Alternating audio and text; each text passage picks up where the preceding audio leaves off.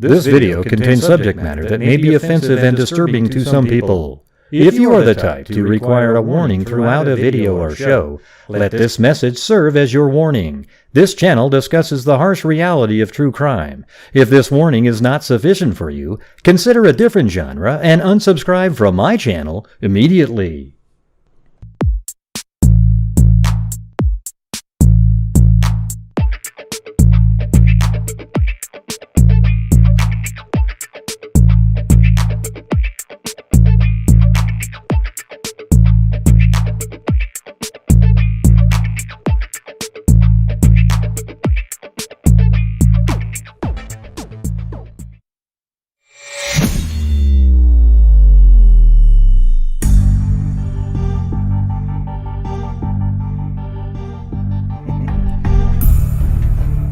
Hello, freaks! How's it going, everybody?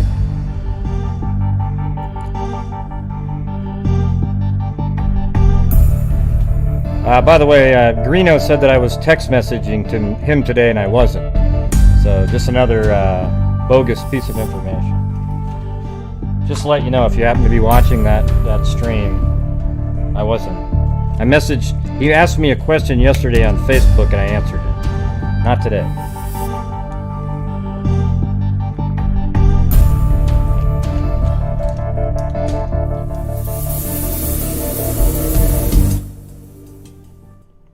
It's so easy just to tell the truth sometimes. It's really weird.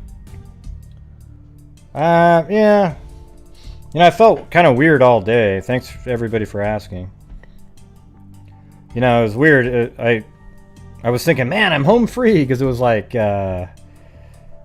I don't know, 2 in the morning. I still felt pretty good. Then I went to sleep. In the middle of the night, I sort of felt this warm, not like a fever thing, but just kind of like this weird buzzing feeling. Have any of you guys ever done,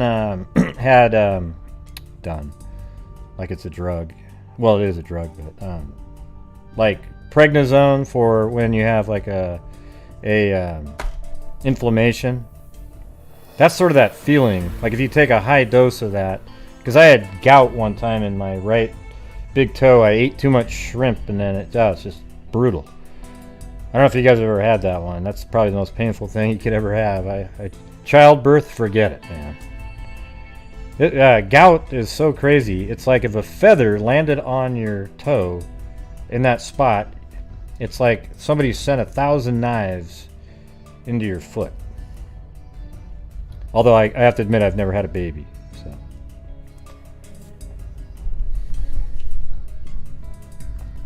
So gout's horrible, and so when you do when you're taking, I don't know, the feeling that I get right now is that feeling you get when you have to take prednisone. You get sort of this weird sort of heat sensation, but I don't have a fever. I didn't feel nauseous or anything. I think I have kind of one of the low level, although I guess I can still get something within 48 hours, but I think if you're kind of past this, yeah, I said, forget it, man.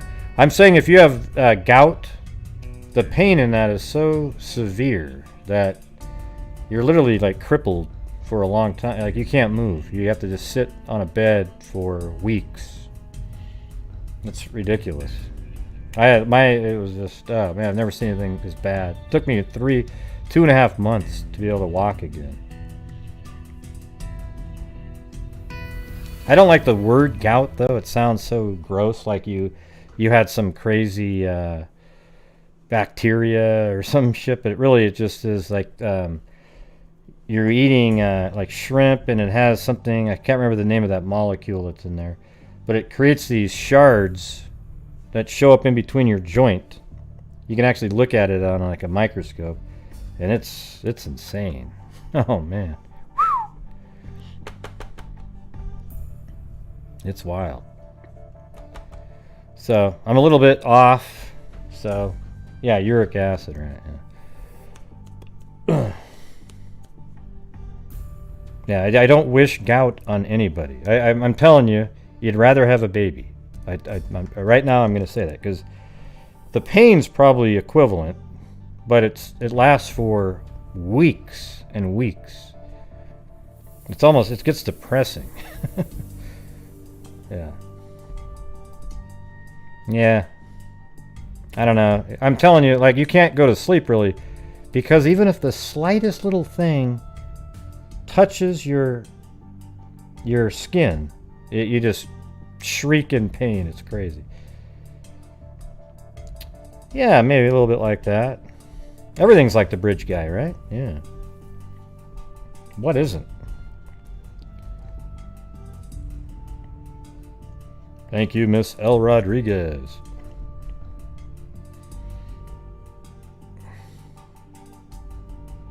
Yeah, that's true, Mag. You don't get a wonderful baby with gout. You just get the pain. You know, there's no reward at the end of the... There's no light at the end of the tunnel, if you will. Okay? Nothing. But those are the symptoms that I got. Just kind of a strange sort of heat sensation. My arm hurts, you know, like it's really sore to lift it above my head. It's just...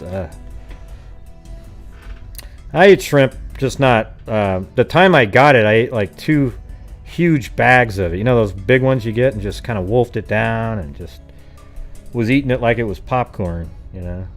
Because doesn't have a lot of calories, and man, it's yummy. See, doesn't it just suck that there isn't one thing out there that you can just eat a shitload of it that really tastes good? I mean, you'd think shrimp. Oh, okay. Well, if you can afford to buy some shrimp, you eat that. But oh god, now it's got the... I mean, I'd love to eat chocolate cake all day, man. Just stick it in front of my face and like a conveyor belt, just shove it in my mouth over and over again. And I just have a machine that chomps. And like it grabs onto my chin and my upper head and just got as the cake comes in. Because I would love to do that. But you can't do that either. I don't know. There's like uric acid, or that's what I forgot the name, but somebody mentioned it above. It's in shrimp and even a little bit like beef and things like that, but mainly in shellfish, unfortunately. What's going on, Jay? What happened? Gout's horrible. You've never had gout, Jay?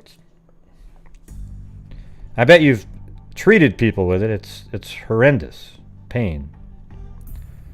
Thank you, Susie Heath.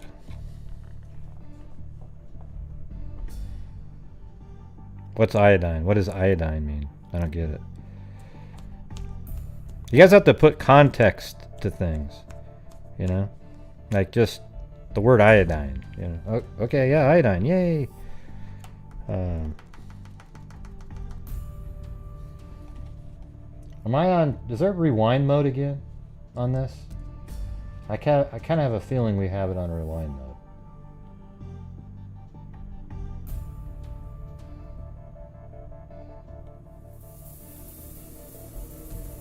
Are we on rewind mode?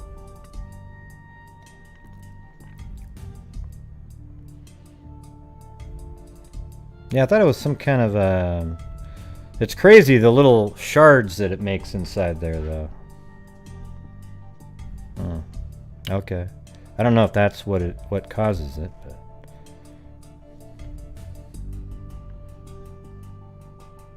Yeah, I'm not allergic to shrimp. There's just, if you eat... Are you sure? Because it took you guys 10 minutes to say no. I mean, I think there is a delay of some sort.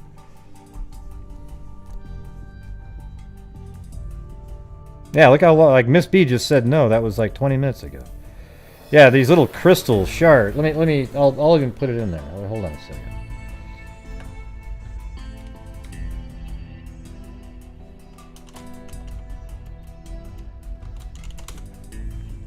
Hey, thanks, LM.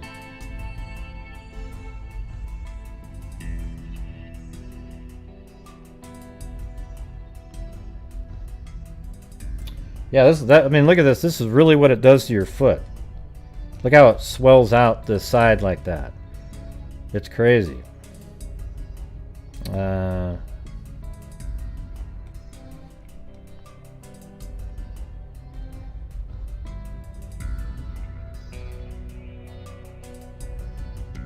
Hey Jay, what's the name of the crystal that forms in there? I thought it was uric acid. Yeah, there it is. Uric acid. Excess of uric acid in the blood, and then uric acid is produced. Let me see.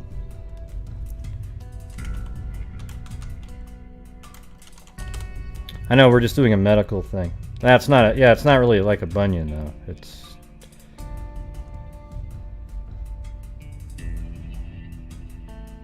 Yeah, it goes. It's usually on that big toe. That's a really good indicator for a doctor to look at.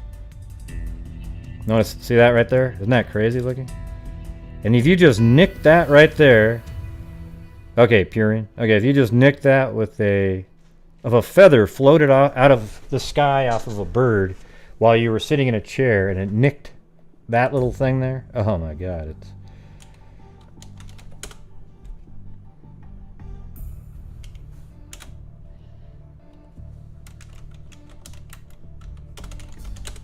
I want to see if they can show it. I've seen it. It's like shards of glass in there. I mean, it sort of looks like that. I don't know. It's just, it's hideous. Okay, hideous.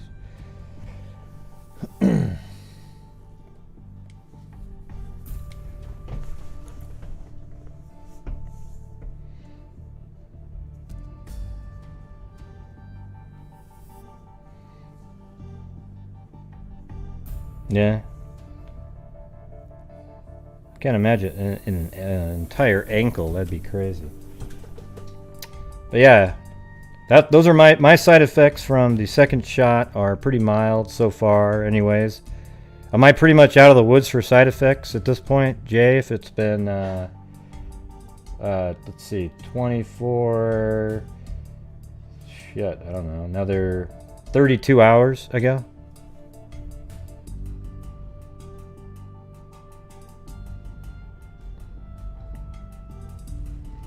It must be related to Purina dog chow. That the Purine, you know.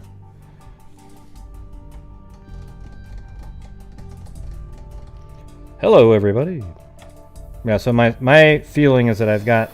It's as if you take steroid like prednisone and you have that weird sort of, you know, feeling that you get. I don't know how to even explain it.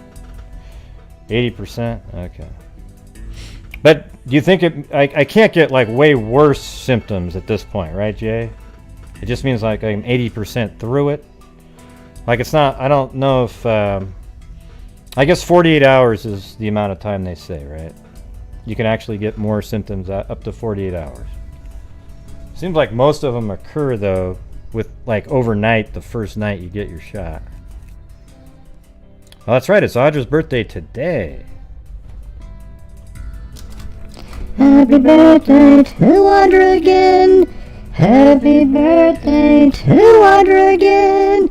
Happy birthday to Audra again. Happy birthday to you. And many more.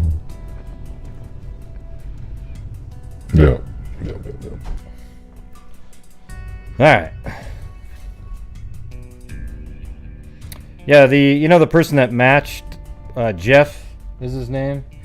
He matched. He used to work in law enforcement. He matched one of our months of donations for the Identifinders. He sent me a case that just for randomly that he kind of had some information on at one point.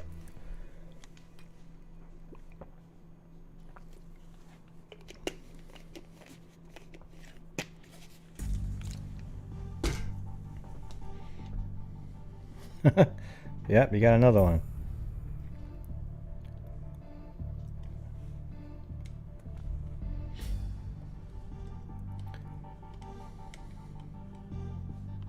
I wonder why it's doing that now on certain streams. You can't. It's bugging me.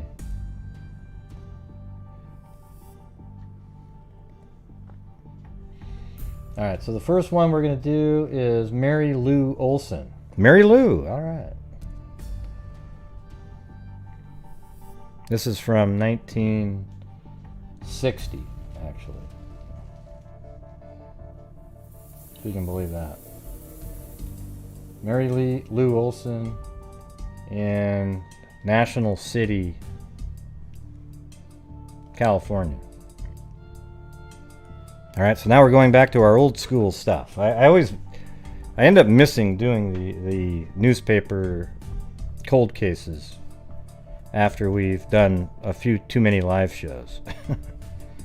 Last night's live show was crazy though, right? That first caller, and then I made a community post that had 3 different videos that people had sent me on an email. 2 or 3 people sent the same set. I am feeling okay. Yeah, okay. I think Clues is one of the ones I'm going to replace. It was kind of cool for a while there and everything, but I can do 22 emojis, and I think that's one that I want to try to find something else. Maybe you guys can think of a cool new emoji. How about you, Jennifer? You come up with a new emoji. I'll make it. You just tell me the concept. All right. Anyways, hey, thanks, Lee D, as in chop liver D. Not really. All right, here we go. This is how it started off. Basically, it happened on January 3rd, 1960, so almost back in 1959.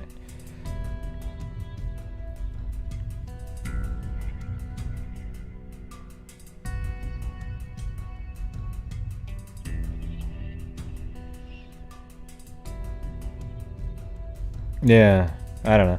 I don't know why that she came on here specifically if she has all that other stuff going. I mean, it was interesting to hear though, for sure. I don't have time to listen to a podcast, so. Actually, before I get to that, let me this case right here, I'm actually going to be interviewing I think it's the niece, who, after 44 years, they finally filed a. Here, I'll just play the article. Good morning, everybody. Will Dupree here in the KXAN Live studio. Thank you all for joining us. We are going to listen in right now as a young woman is speaking about a missing relative. And the thing about this particular case is that the man in question. Yeah, he went missing 45 years ago or so. And they decided not to report him missing then, and now just in February reported him missing. Was last seen back in 1976, but not reported missing until just a couple of months ago. So let's take a listen now as we find out a little bit more about Brian Thomas Vargo. Here we go.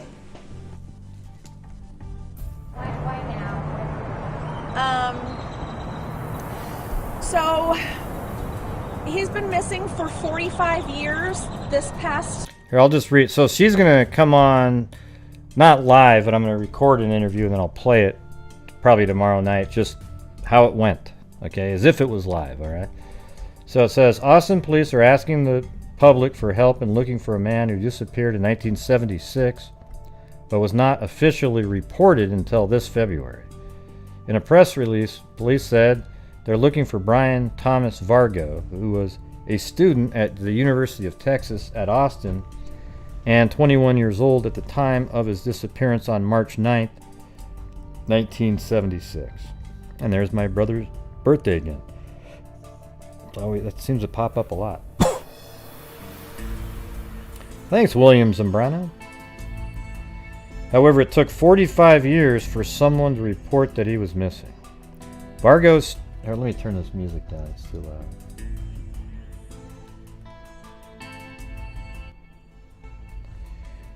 Vargo stopped going to University of, or UT, and drove to Colorado, so probably University of Texas, and drove to Colorado, but his car broke down in Colorado.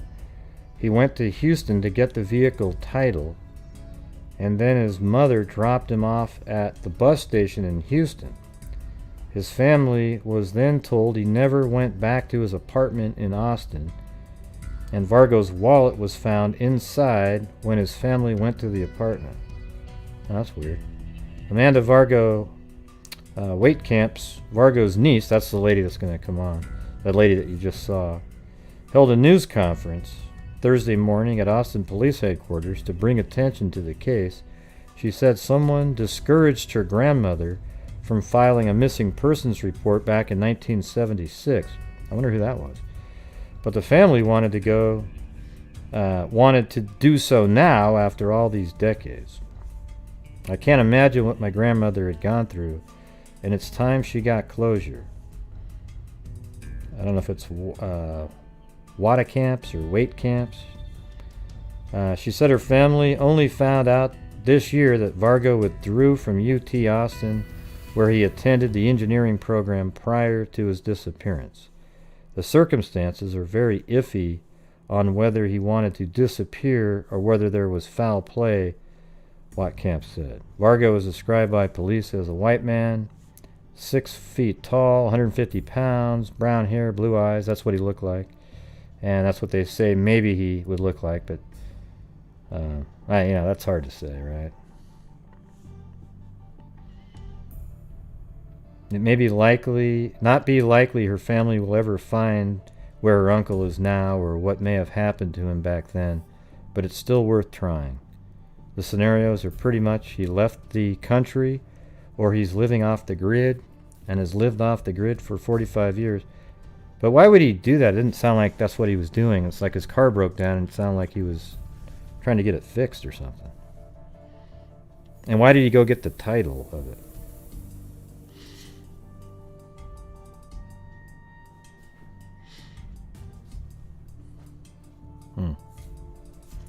So there you go.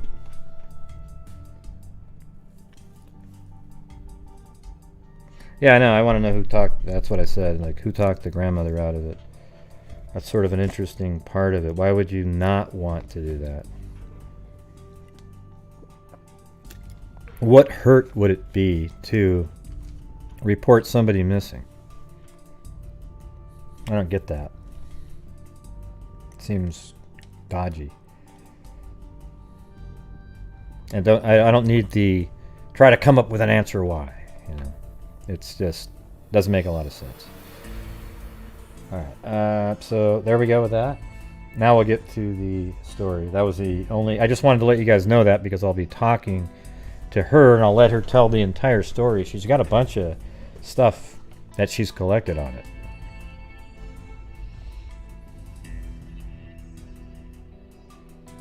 Oh, and I guess I do have another update here. Family and volunteers to drop banner over Highway 59. Good morning. Electronic billboards will... You remember the case we talked about the other night of Erica Hernandez, where she was dropping off food at her sister-in-law's house and then got back in her car, and Texas Echo Search went out there. So they're putting up billboards. Start going up today across the state with information about Erica Hernandez. And then also family and volunteers will drop banners at the Dunleavy and Mandel bridges over 59 to let people know, yes, they are still looking for her. It's now been 15 days since Erica Hernandez was last seen or heard from after leaving a friend's house in the 6000 block of Benning Drive in Southwest Houston. Yesterday, her family and volunteers passed out more flyers throughout the city. Her family also shared that detectives believe Hernandez was last spotted near South Post Oak and Court Road. That's where her family has turned the focus of... Oh, let me see. I don't know if we had that specific information.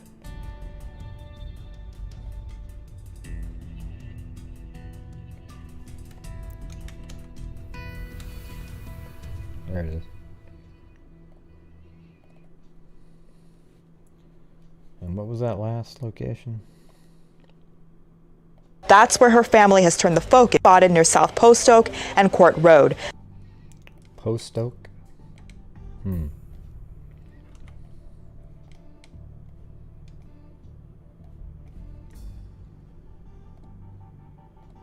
This was last spotted near South Post Oak and Court Road.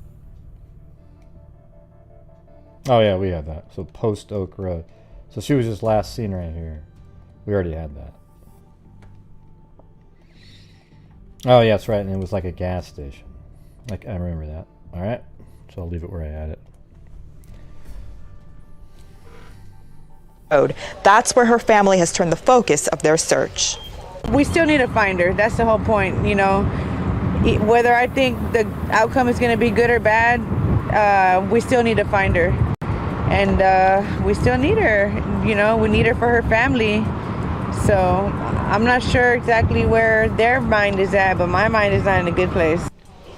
This Ring video shows Hernandez on April 17th leaving her brother's home wearing a teal shirt, jeans, her hair in a bun. She was driving her 2020 GMC Black Acadia with Texas plates. She made kind of a hiccup sound when she went in between the two vehicles. MKJ 3303 with an Aggie Mom decal on the back. The car is missing as well. Now, family said Hernandez left her friend's home around 2:30 a.m. Sunday and reportedly sent a text about a half hour later saying she was 5 minutes away from getting home.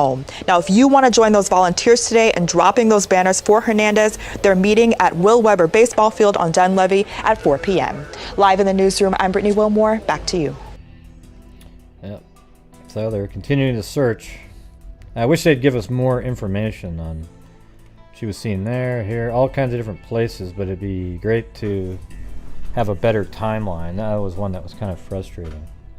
And on the other case that we were just talking about, you know, the fact that his wallet and everything was at home, and then you have a close family, you know, somebody in the family telling him, probably, you know, the grandmother, not to search for him, or not to put out a missing persons report. It's a little bit weird, right? Because now it's somebody that he probably knew, and then you kind of wonder, was the person who was like, yeah, don't put out a missing persons report. He's doing this and that. Why would any family member or anybody try to convince somebody not to put out a missing persons report? I don't think that's very common. It's like people put out a missing I mean, I know people don't do it because somebody runs away and they're, you know, they live in a lifestyle that they just don't even bother doing it. But in this case, you know, he was in college, and it sort of seems like you'd want to have reported him missing. So it's going to be an interesting interview, I would imagine.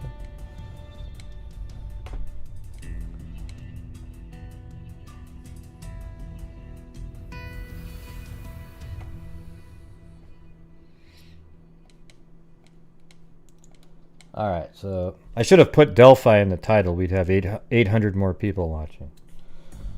Yeah, so this is, our first one here is Mary Lou Olson. That's who we're going to be talking about. 1960.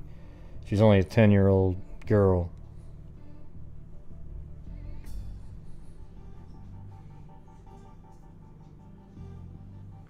All right.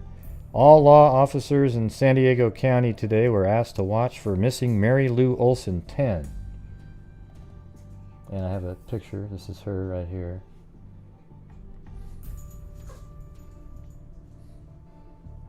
Ten-year-old vanished Sunday from home in National City, California.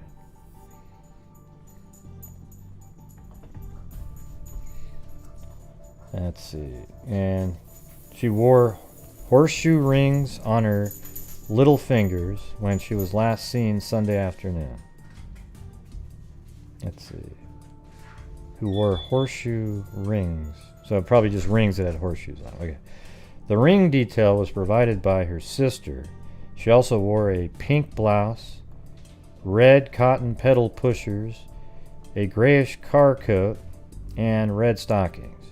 She and the sister, Nancy, 11, had gotten the rings from a coin candy machine Sunday morning.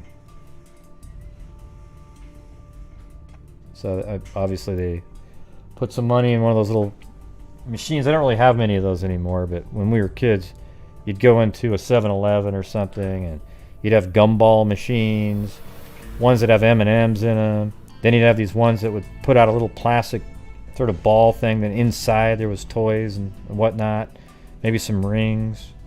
Now you just see those at sort of amusement parks or something. Thanks, Darrell Greggs. It's going to be a slow one tonight. We're not talking about Delphi again. Let's see.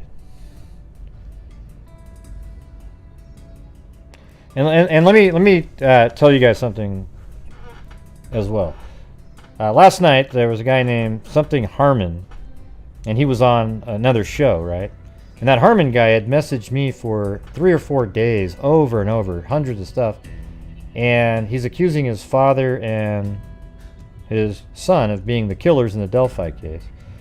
And I just think it's irresponsible for anybody to have given that guy a second of airtime to put out something on somebody that's completely unknown. There's no information out about any of those people. To have an entire show to let somebody bash somebody like that is disgusting, okay? And I cannot believe that people are out there supporting putting out stuff like that. I could have done it. He wanted me to do it, and I just wasn't even really responding to him. I was like, yeah, I don't know about that. I don't know about that. I can show you all of the comments. He commented for days. It was like hundreds and hundreds of lines of stuff, okay? And it's very unlikely they have anything to do with it, and I think it's insane. And what sucks is that nobody's over there saying this is totally irrational and irresponsible. Okay? I'm thinking about it now because it was something that I was going to say earlier and I forgot. It's totally irresponsible to allow somebody to attack two different individuals with no evidence at all. Nobody's been arrested for anything. Now, if there had been arrests made and so forth, and then this guy came on, that's a little different story. But you're talking about they're completely innocent. And those people should sue the hell out of that guy. It's unbelievable. Are you kidding me? Man, I didn't do it because, well, I don't know, there's a word called integrity, right? I could have easily had him come on and had a great big show with all these people and just been like, yay! But I'm just not going to be ever doing something like that. All right? So, sorry for my aside right there, but now I'm going to go back to the story. Don't worry about it, William. I'm not here to plug somebody. No, it's just disgusting, man. I cannot believe it. I cannot believe anybody would do that. And it's not like, well, that's because you couldn't get... No, he wanted to come on my show. He sought me out, messaged me first, and wanted to come on my show. And I don't want him on my show. So it's unbelievable.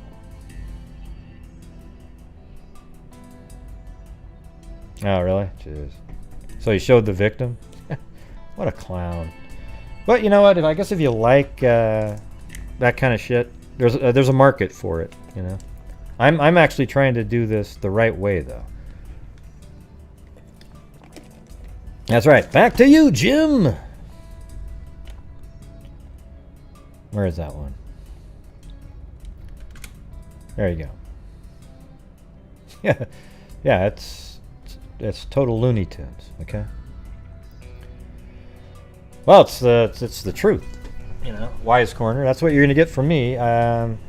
You know, I'm not always right. Like people say, Gray thinks he's always right. No, I don't think I'm always right. What I think is that I try to think at things using reason, and I'll, you know, when somebody throws out something that's just beyond reason, I'll challenge it. And then sometimes using reason and what I think might be the reality of something, it's not right. Okay? And it does happen. But the difference between me and other people is that once I'm confronted with the correct information, I immediately switch to that and use that going forward. I don't go, well, let me see if I can keep working in what I said before. Yeah. And see, that's the key here.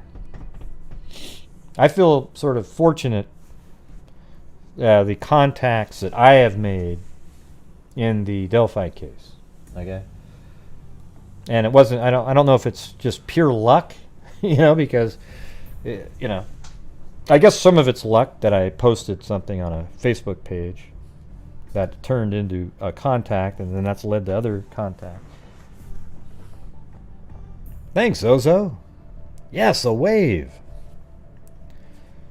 Thanks, Leah Watt. Appreciate it. Yeah. So, if you notice, I could make my titles a lot more clickbaity. Have you guys noticed that? Like, I could put something in there that's just... Like last night's show, I said, you know, like new information with a question mark. I could have said, breaking news, you know, with bullet points. New information, or 2 nights ago, whatever the hell that was. New information in the Delphi case. And then came forward, and then it's kind of like new, but it's not really, you know, mind-boggling. It's just there's interesting information. And then, of course, the one YouTuber that's just completely trolling me all the time has to make a video trying to debunk it, but he can't because all of his debunking is just his opinion on something. It's just bizarre. Now listen, if I take the pork chop and slide it on his face, you'll see that this matches virtually every single person in the United States. Well, how does that help then? Well, I don't know, but it sure does look like every single person out there. Hey, thanks Dan Carr, Michelle Nicholas, and Susie Heath. Pork chops and applesauce, see?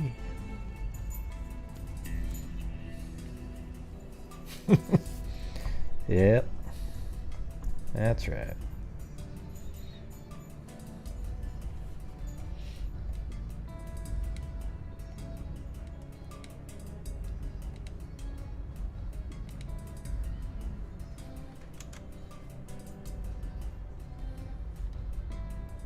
Is that bacon? Pound of bacon. Yeah. Yeah, pork chops and applesauce. That was from the Brady Bunch. There you go. That's Lotus Flower. Figured it out, man. Pork chops and applesauce. See? That was with Peter Brady, where he didn't think his personality was good enough, so the first time I saw that was when he went into the kitchen with Alice, and he said, "So what are we having for dinner?" And she goes, "Pork chops and applesauce." And he goes, "Pork chops and applesauce." See, he didn't like his personality, so he picked Humphrey Bogart. I mean, you know what? It was probably the most embarrassing episode of any show that I've ever seen in my life. In fact, every episode of the Brady Bunch is incredibly embarrassing. Like, you just watch it and you feel bad. I'm not sure what their whole point was. You know, I guess maybe it was... Yeah. Thank you, Holly and Mag and Leah Marie and Lori Fisher. Appreciate it. Very generous. Generous freaks. Yeah, don't ever watch that one again, okay?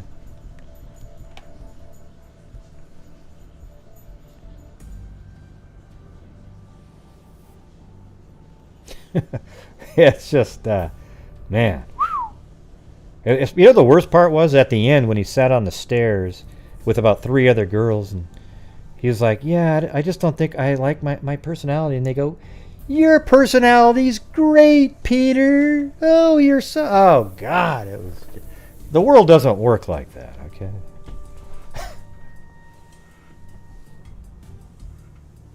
Huh? What are you talking about, William? No, this isn't a missing person. I'm not even sure what you're doing. Are you like 40 minutes behind, William? Or?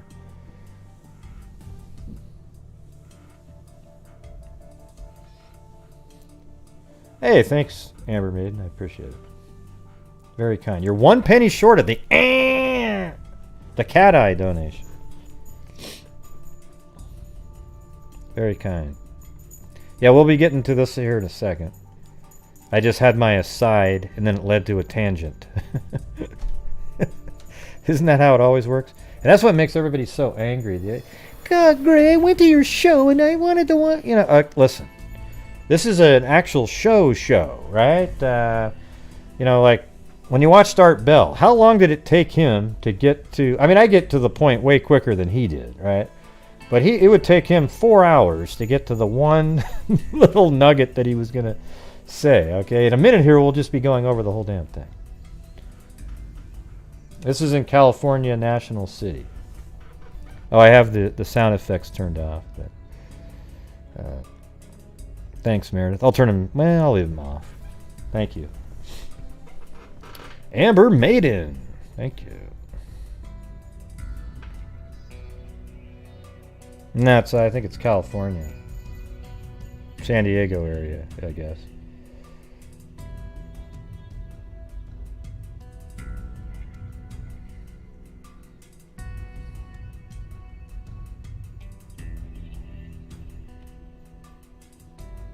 Right, yeah.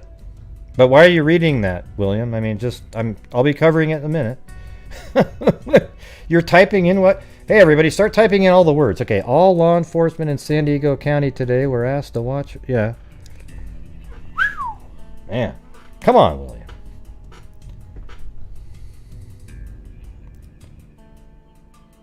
Yeah, I always think of that one too, Mag. I thought of it right about 2 minutes ago when the football hit her in the nose, and then Joe Namath shows up. You know, the whole 9 yards. Yeah, there's a UFO episode, all kinds of. Well, thanks, Cuckoo Bananas, not Coco Cabana.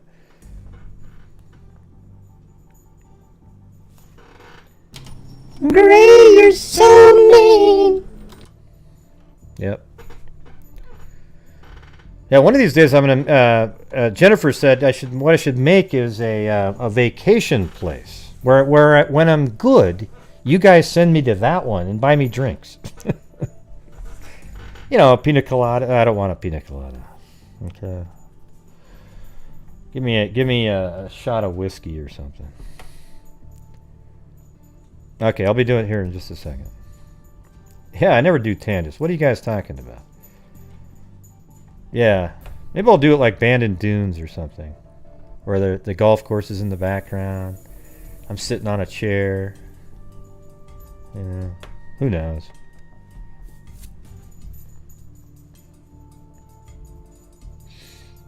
Okay, you guys ready? Here we go.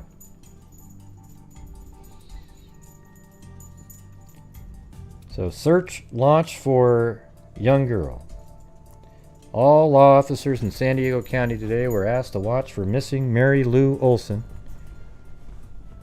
10-year-old girl who wore horseshoe rings on her little fingers when she was last seen Sunday afternoon. The ring detail was provided by her sister. She also wore a pink blouse, red cotton pedal pushers, a grayish car coat, and red stockings. She and the sister, Nancy, 11 years old, had gotten the rings from a coin candy machine Sunday morning. A coin, not corn. A coin candy machine Sunday morning. All right.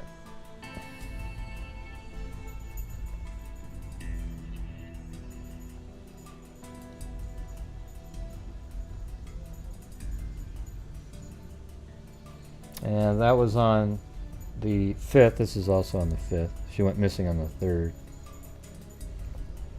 Scores of searchers scoured remote areas on the ground and in the air Tuesday for a missing 10-year-old girl.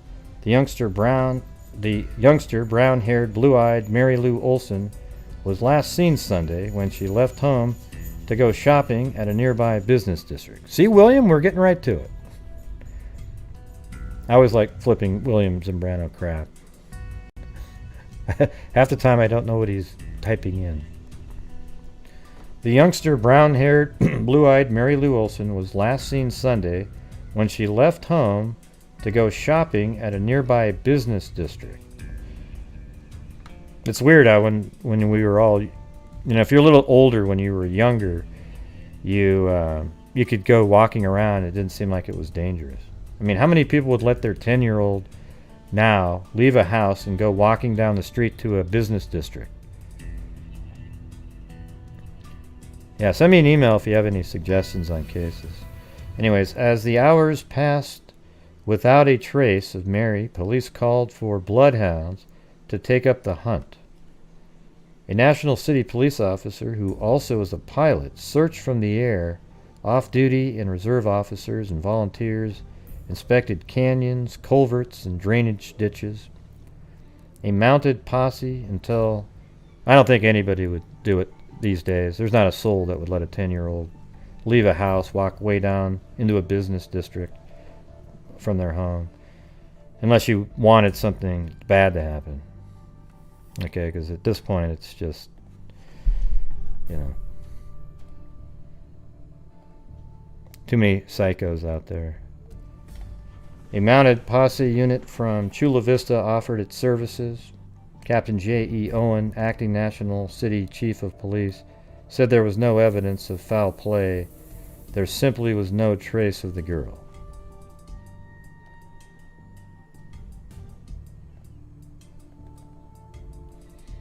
And there she is right there. Police intensify hunt for girl 10. This is on the 6th. Right, but I'm saying alone. That's what I'm saying, right? San Diego, I'm saying the scenario that they gave in the article. San Diego County UPI scores of policemen and volunteers continued an intensive search today for Mary Lou Olson. 10 missing, she's only 10, missing since Sunday. The blue-eyed, brown-haired youngster last was seen when she left her home Sunday to shop in a nearby business district of this San Diego suburb. Bloodhounds, horsemen, and pilots took part in the search yesterday, and Captain J.E. Owen, acting chief of police, said that about 200 men would participate at the height of the search today. Known sex perverts are being questioned. Now they're called offender because, you know, pervert was too wasn't PC enough, so they probably went, God, it's so mean to call them perverts. Let's just call them offender, okay? Because why should they get doubly whacked, you know? Known sex perverts are being questioned, Owen said, although he admitted there is no evidence so far that the girl met with foul play. Her father, Lawrence, said there is no known reason for her to run away from home. He said she had no trouble at home or in school and had never run away from home in the past. Bomber. Huh? Oh, that's...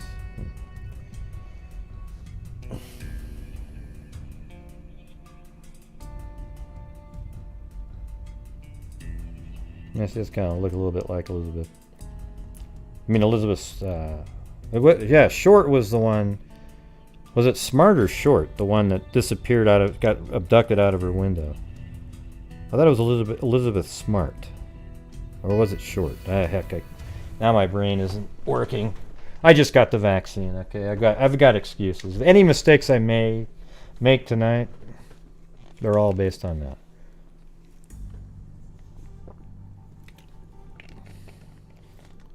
No, they're sex perverts. Okay? Yeah, that's what I'm saying. Yeah, I thought it was Smart. Okay. Police Wednesday voiced fear of a possible kidnapping as an all-out search for this city failed to turn up a trace of a missing 10-year-old girl. The girl, Mary Lou Olson, daughter of Mr. and Mrs.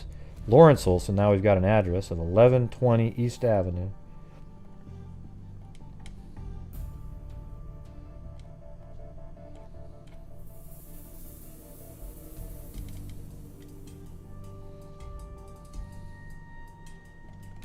So if you're looking at California, it's way down near the border, actually. I think Tijuana is right here.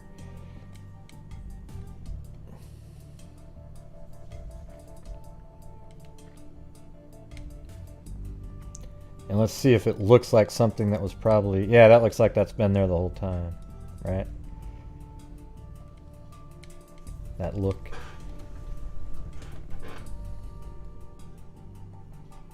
So that's where they live. She disappeared Sunday afternoon while walking from her home to the South Bay Plaza. Okay, now we know where that is. Let's see where that is. So that's where she lives. I guess it wouldn't be that weird if the plaza was a block away, but it's still 10 years old, man. South Bay Plaza. Okay. It's going to be pretty close. Yeah. I don't think I would, especially the mall, though. See, today, in this day and age, would you allow your 10-year-old kid to walk to a mall? That's like just asking for one of these monsters to coax her to the car, and then it's just crazy. South Bay Plaza. Okay, so that makes sense, the distance there. So she just would have been like this. Just in that little bit of distance.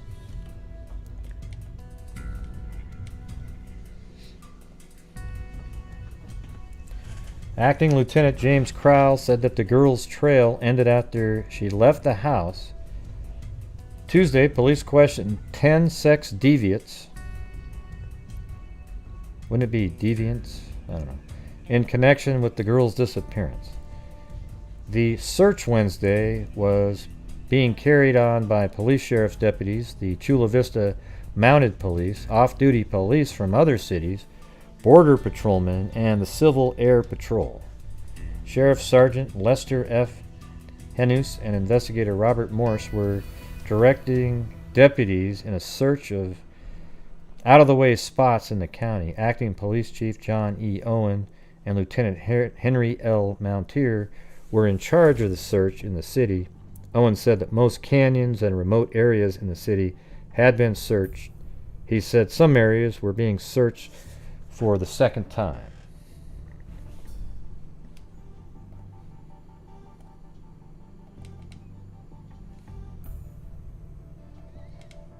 Yeah, so now they've even got servicemen in there. Navy and Marine personnel today entered the search for 10-year-old Mary Lou Olson. Here's what I can tell you for sure, okay? There's no doubt in my mind. See, this is one of the things that I do know. Do you notice how much effort they're putting into this right here? I think if it was during that time, if it was a black girl that was missing, there wouldn't be any of this that you're looking at right here. Okay? So that's where I can literally see those kinds of things that, based on all the articles we've read over time. Look at the amount of resources they put into finding this girl. And I can just guarantee you that if that was a black girl, exact same scenario, during that time frame, that they would not have put in the National Guard, all these other people, tons and tons of hours. And that's what kind of sucks, right? So that's where you could say there's some systemic, I don't know if you call it racism or not, but like bigotry, systemic bigotry in the media for sure back then. I mean, we struggle every time there's a missing person case or anything like that from 1980 and before. There's almost no coverage of it at all if it's a black girl, okay? And that's the part I think it sucks, and that's the media's fault. It's nobody else's fault. I think everybody would want to, they must think nobody would have wanted to read about it. And this is 1960, so, National City Police supervised a house-to-house hunt throughout the community by more than 140 sailors and Marines. By tomorrow, police said, every building in National City will have been checked. Lieutenant Henry Mountier, Chief of National City Detectives, said his officers have rounded up a large number of known sex offenders. So they got all kinds of people out there. Yeah, we have it in Native Americans currently don't have as big a coverage at all. And there's like an epidemic of Native Americans, or indigenous people, I guess they like to be called. When they go missing at a really high rate. Yeah. So now we're on to the 8th here. San Diego County officer said a man was taken into custody today for questioning about the disappearance of Mary Lou Olson, 10. He was arrested in a shopping center parking lot. Mary Lou disappeared Sunday afternoon after leaving her home to go 3 blocks to the shopping center. So that looks like we got exactly the right spot. The man was not identified. So Mary Lou disappeared Sunday afternoon after leaving her home. He was arrested in a shopping center park. Let me see this again. A man was taken into custody today for questioning about the disappearance. The man was not identified in the paper. His arrest followed investigation by the police of a report by a playmate of Mary Lou's that she had been molested Saturday in a store under construction at the shopping center. That's weird. These developments followed a house-to-house search for the girl in which Navy sailors assisted. And here's a better picture, the same one that I was showing you before.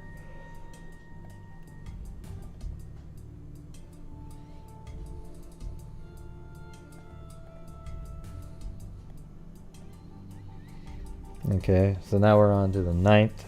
She may be dead, she may be kidnapped. We haven't a single clue. This was the terse report from Police Lieutenant J.F. Leisman. Look at that, 1,000 sailors, police, and deputies. Man, that's insane. Teams of San Diego sailors, led by deputies, went from house to house yesterday, checking in and under every building in the area where the little girl was last seen. Police Chief J.E. Owen was in the field most of the day and night directing the hunt. Today he turned the search eastward into unincorporated territory. The search parties have grown daily. There were 900 yesterday, and today several hundred more were expected.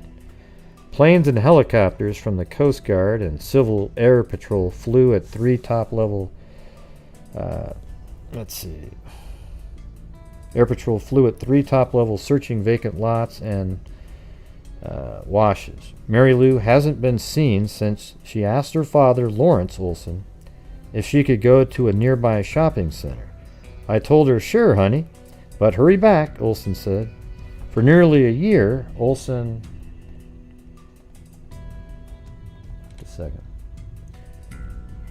has been mother and father to Mary Lou and 2 other children, Nancy 11 and Philip 9, in their small home at 1120 East Avenue.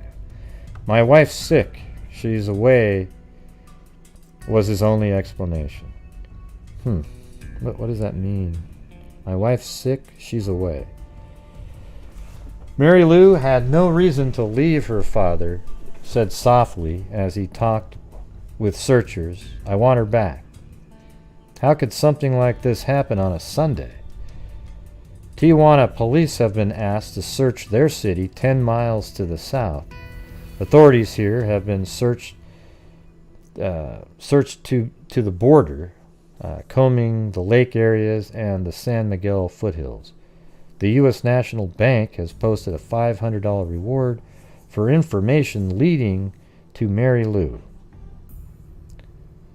Yeah, her father is a postal worker. And we all want to find Mary Lou, right?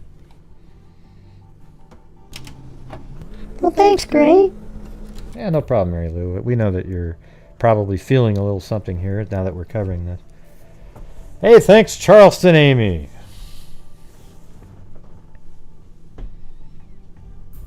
I know. It's just I just know when I was a kid, I'm sure if anybody in here is probably over the age of 45 even, when you were a kid, you could just get on your bike and be home before dinner, and then after dinner you could go out again until in the summer until like before it gets dark, which is like 9 or 10 at night. Now it's like, okay, take your cell phone with you, chain yourself to your bike, go with 16 friends, do not leave each other's sides, have a chaperone driving a car next to it. Yeah, it's just totally different times.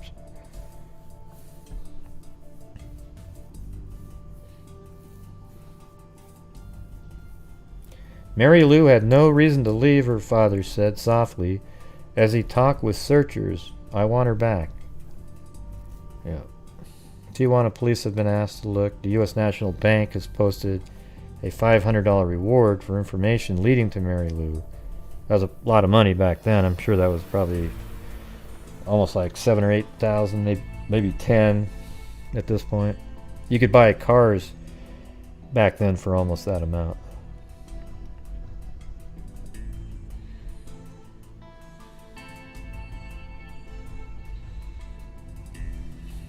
That was pretty accurate, right? This account? Pretty accurate. Yeah. Okay.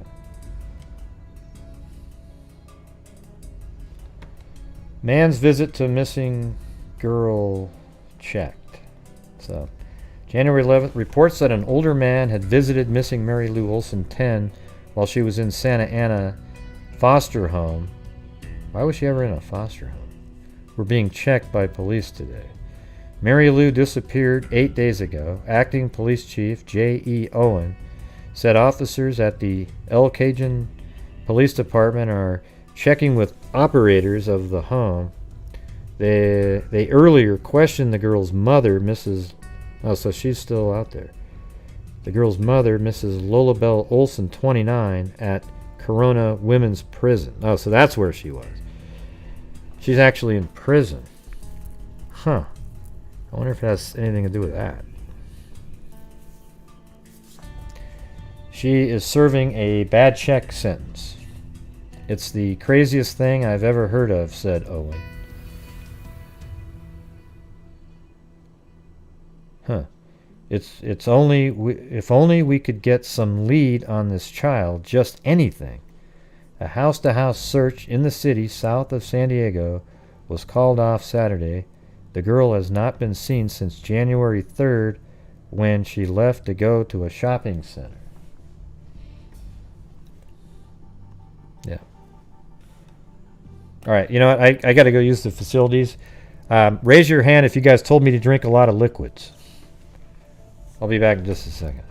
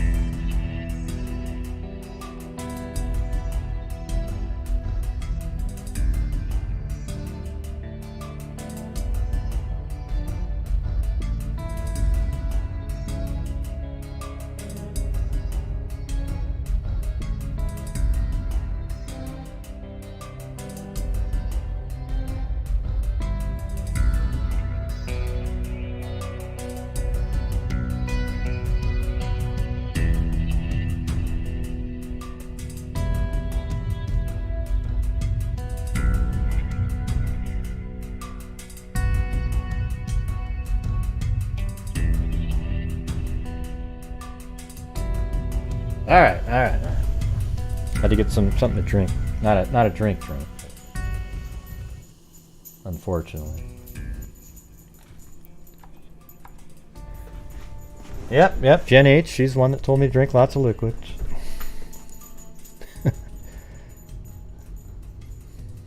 Yeah. All right.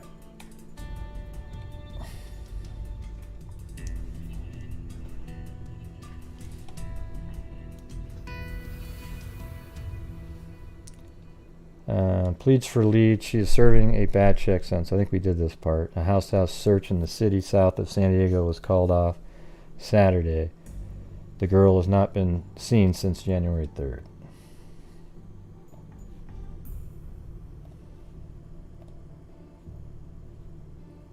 Okay, and now we're search for Olson girl moves to Santa Ana. Let's see where that is.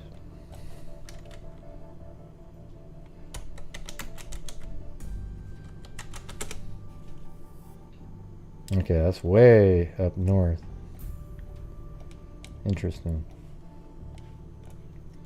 Investigation centered Tuesday on Orange County as authorities continued their attempts to locate a 10-year-old girl missing from her National City home January 3rd.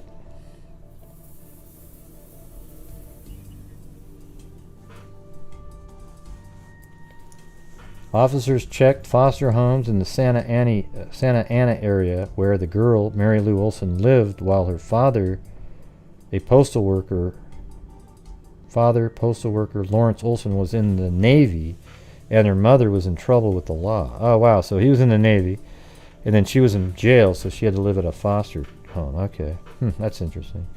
Police hope to locate, and we know all about how foster parents can be, right, from last night's show. Apparently, at some point, there are some foster families out there that will dismember people and feed them to pigs. Okay, so good job, CPS, on that one. Really great job, all right?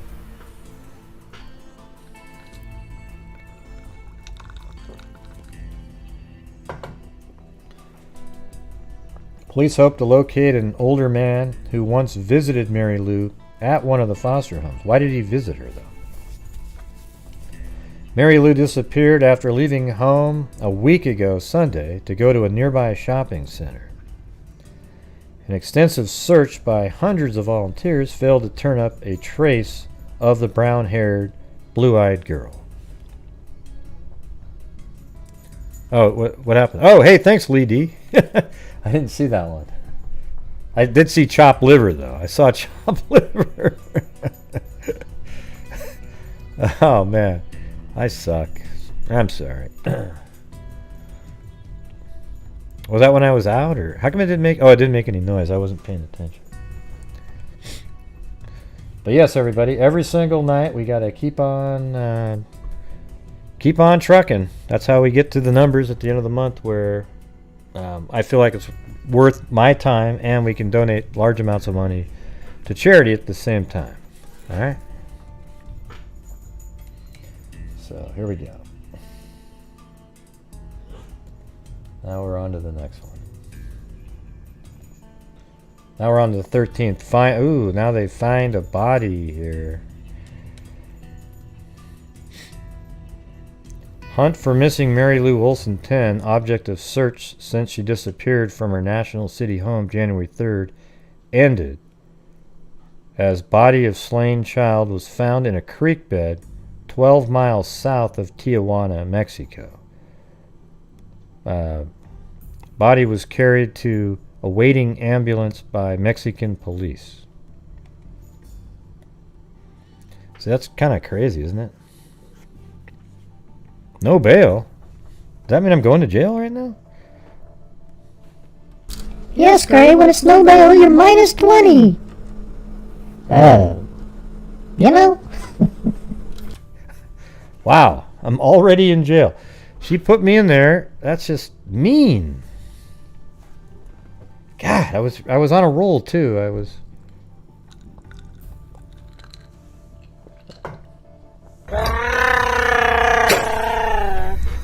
Chewbacca? Chewbacca? I'll be Chewbacca if you want me to be. No bail. Yeah, you wonder if, why would somebody want to take... I mean, was it somebody from there and took her there, or just put her there? And back then, I'm sure it was easier to get through. And, is that a... What is that face when there's just straight lines like that? I don't get it. I guess people want me to stay in prison. All right, there's Shogun Love.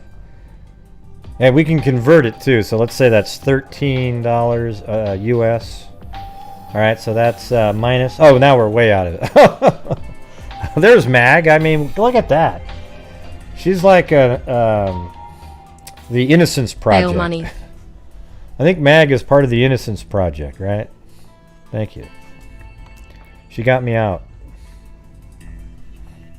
And so did Shogun Love. Shogun Love got me a meal. Mag got me a nice hotel and bail. And then, oh, and Amber Maiden got me some, I don't know, new pair of shoes.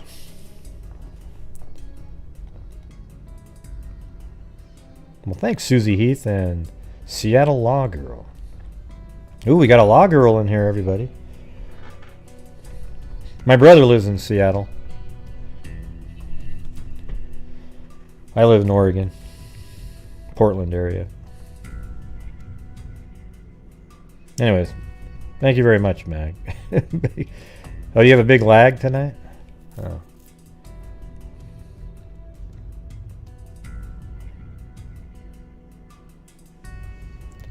So I think the story's over here. It looks like they're going to give a lot of detail over here. So here we go. The nearly nude body of Mary Lou Olson 10. Well, let me switch scenes here.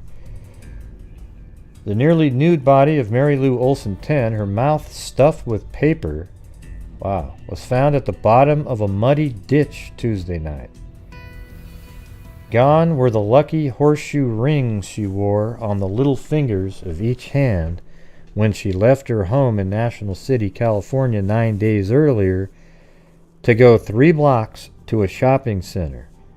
The entire Tijuana police force was ordered into a search for the person who brought the child across the border into Mexico and presumably murdered her. I think they kind of narrowed down when she was brought over there, too.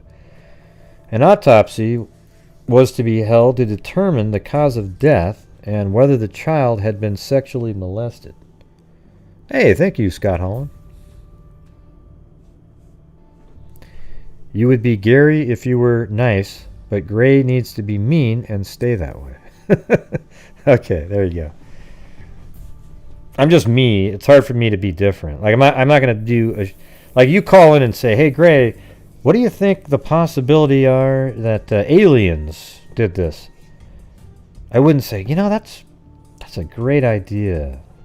That's fantastic. Thank you." And then actually play along like it's a great idea. I can't do it. Anyways. So let's see. The entire Tijuana police force was ordered into a search for the person who brought the child across the border. An autopsy was to be held to determine the cause of death and whether the child had been sexually molested. Her body, nude except for a rose-colored blouse, was found by 2 brothers, Lucio and, let's see, something, Rumuido Iniguez, lodged against a scrub tree at the bottom of the small arroyo.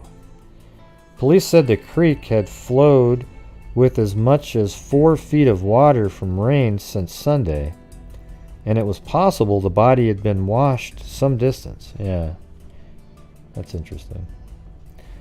An undertaker estimated Mary Lou had been dead 4 days. I guess they're now called coroners. I'm glad that they changed that one. You know, PC reasons. Well, the undertaker today said that the... Man, that just sounds so... Undertaker doesn't sound as pleasant. I gotta be honest with you. I don't care about criminals, though. Like, why would you change the name to make a criminal sound less bad? Oh, he's a sex offender instead of sex maniac. You know, like... An undertaker estimated Mary Lou had been dead 4 days, so that's crazy, right? She's found on the 12th, basically. And that would make it the 8th, and she went missing on the 3rd, so she was alive a long time. 5 days. There were bruises on her legs, head, and shoulders, and a small gash above her one eye. Her hair was matted with grass and twigs. National City in San Diego suburb is just north of the border. The place where the body was found is about 12 miles south near Tijuana Ensenada Highway. Let's see where that is. So we're talking, this is Tijuana.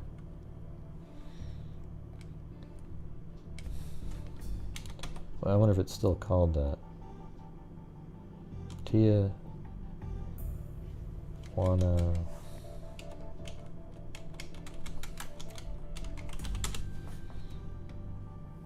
Okay, I guess that's the road. Tijuana Ensenada Road.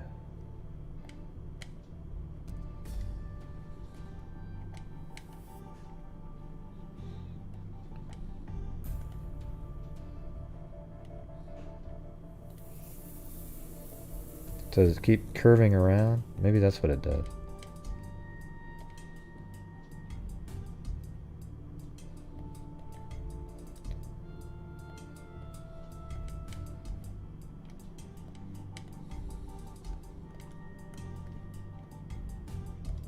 Yeah, and also it's 1960. Who knows what it looked like back then.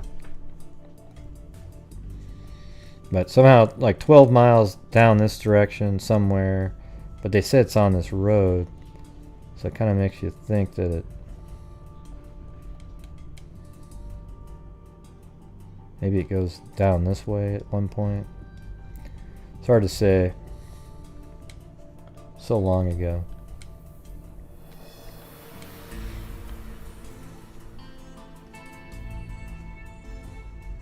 Yeah, this is a brutal one. This is a little bit like April Tinsley, kind of. Just little kid. Just. The girl's father, Lawrence Olson, retired Navy petty officer now employed at the San Diego Post Office, identified the body. Her mother, Lulabelle Olson, is serving a bad check sentence in the California Women's Prison at Coronado. There are two other children, Nancy 11 and Philip 9, being cared for by the father. FBI agents and District Attorney Don Keller came here from San Diego to help press the search for the murder. The case recalled that of Virginia Brooks 10, who disappeared on her way to school in San Diego February 11, 1931. Wow, that's way back there.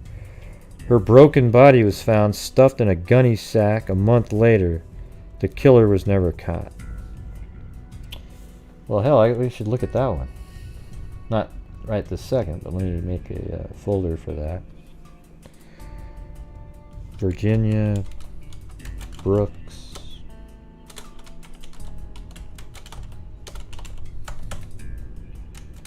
February 11th, 1931. All right.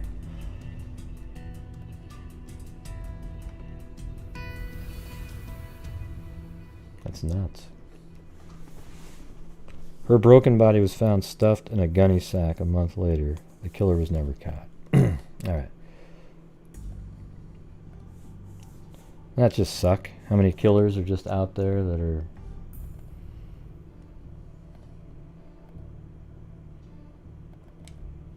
Was it this one? Okay.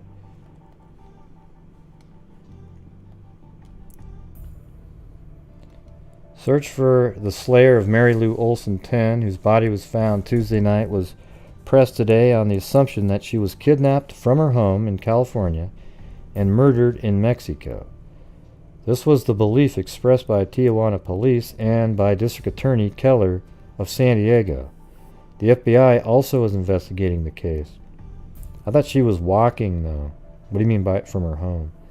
Possible clues included sheets of blue paper of the type used for wiping automobile windshields at service stations, which were stuffed into the child's mouth.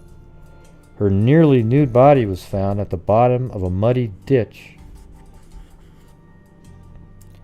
Gone were the lucky horseshoe rings she wore in the little fingers of each hand when she left her home in National City, California 9 days earlier to go 3 blocks to a shopping center. The entire Tijuana police force was ordered into a search for the person who brought the child across the border into Mexico. Her nude body, except for a rose-colored blouse, was found by 2 brothers. It's kind of similar to the last article. Mary Lou Olson had been missing from her National City home since January 3rd. What kind of a person could do something like this? Sobbed the grief-stricken man. How could they get a child across the border? Yeah. And here's some images here. Mexican police officers Arnulfo and a companion, Francisco, surveyed the spot near Tijuana where the battered body of Mary Lou Olson was found yesterday. The body of the 10-year-old child, missing from her National City home since January 3rd, was entangled in a tree in an arroyo. So I bet you she did wash down from where she was originally thrown in. I think she was just probably driving down a highway at night and just threw her body into a moving arroyo. The child had been beaten badly and was only partially clothed.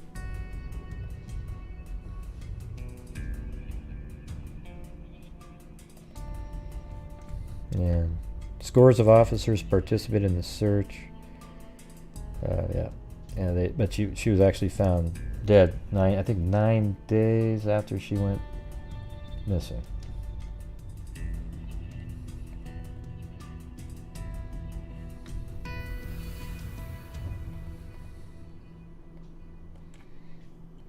Okay, let's see if there's any more information. So she was found dead in a muddy culvert 15 miles south of here, but she had died from asphyxiation and that she'd been sexually molested. Man, I hope they... I mean, it'd be really miracle if they kept any kind of a rape kit or anything like that in 1960. The FBI stepped in the investigation. The beaten, partially clad body of Mary Lou Olson was found yesterday, about 15 miles south of here, which is... so 15 miles south of Tijuana. The discovery by 2 tenant farmers ended an extensive search. She was to go shopping to a shopping center 2 or 3 blocks away. 2 lousy blocks, her postal worker father, Lawrence, said today. And now this. It must have been a sex maniac. She was a good child. There's just no reason. Why? Hundreds of volunteers participated in a week-long air, ground, and house-to-house search of the National City area. An autopsy was scheduled today to determine how and when Mary Lou died and whether she had been attacked sexually. So we already know that came in later. This is an earlier article. Police said the child had suffered bruises over her entire body and a severe wound to the left temple. A wad of blue paper like that used by a service station had been stuffed in her mouth. So somebody tried to knock her out, and then I bet they knocked her out, then strangled her with that in her mouth. The body found snared in a bush was clad in undershirt and pink blouse. The hair was matted with debris. Men who returned the body to the highway sank in ankle-deep mud, struggling in the rainy darkness from the arroyo. I wonder how she was seen. Mary Lou's father identified the body as at Martinez Mortuary. He cried and then slumped against a man standing beside the table. What kind of a person could do something like this? He sobbed to detectives. How could they get a child across the border? Olson's so a lot of these articles are from the same day, but they're written differently with different information. Olson's 2 other children, 11 8-year-old Nancy and 9-year-old Philip were not told immediately what had happened. I suppose I'll have to tell them someday, Olson said. Okay, and then the following day.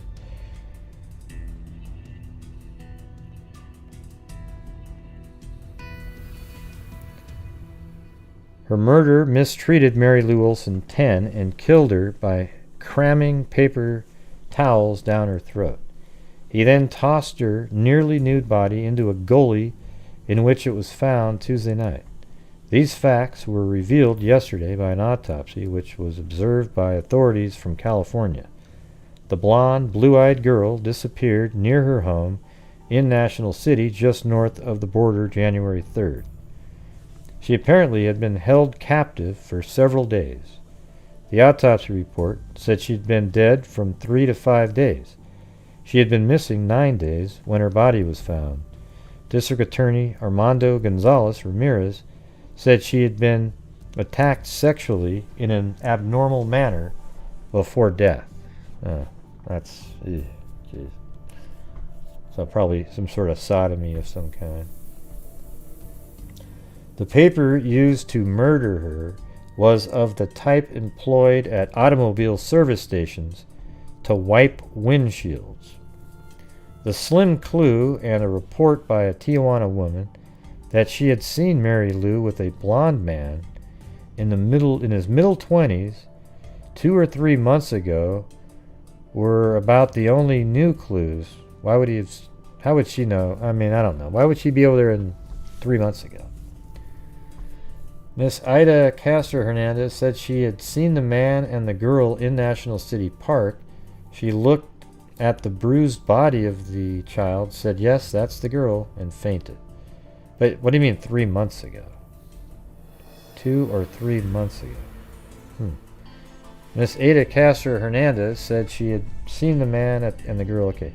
District Attorney Don Keller of San Diego said police and the FBI were working on the assumption that Mary Lou was kidnapped, possibly brought across the border, concealed in the trunk of a car, mistreated and murdered. Or I think it's almost more likely she was murdered somewhere else, brought across the border, and then dumped there to put it into an entire different country. And they don't even have the death penalty in Mexico.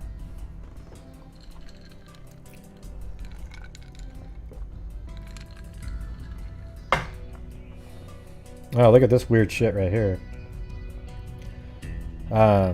Border concealed in the trunk. Straw was found in her windpipe. So, like, wow. So she must have been... she was probably assaulted at a... See, now it all actually, unfortunately, makes sense to the sodomy that I was just telling you about. Like in some kind of a barn type area with a... I'm just throwing this out there. Where there's hay, face down, face pushed into the ground, and she's breathing in straw. That's kind of what it seems like, right? Straw found in her windpipe was similar to that tangled in her hair. Police said this was an indication she had been murdered near the place the body was found. Now, when they say straw, I don't know what that actually means. It could be that she was barely alive too, and she was thrown into the water, and she died of asphyxiation though. They didn't say drowning, so that's weird.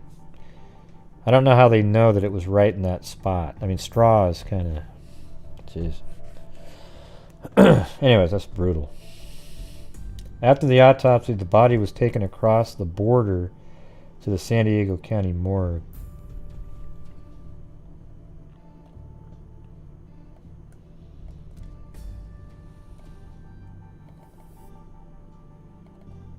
And that's the dad right there.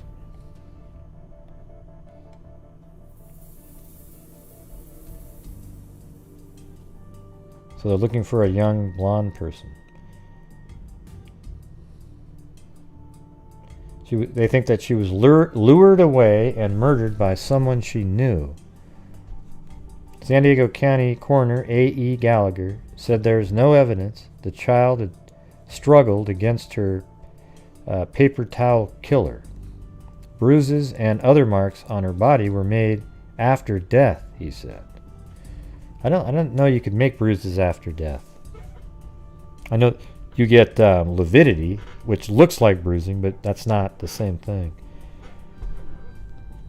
I don't know. I'm not even sure that's accurate. You might want to look that up. I think I've even asked about that.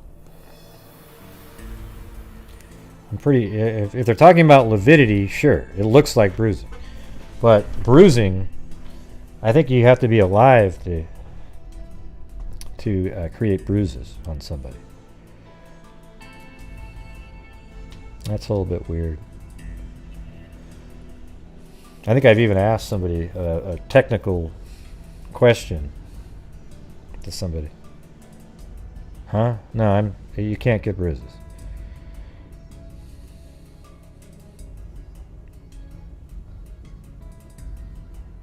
Yeah, you have to get bruises before death. Lividity looks like bruising, and that's after death. It pools at like if your body's on its back, your back will have bruises all over it. It's not really bruising though. It's just the blood pooling to the lowest point.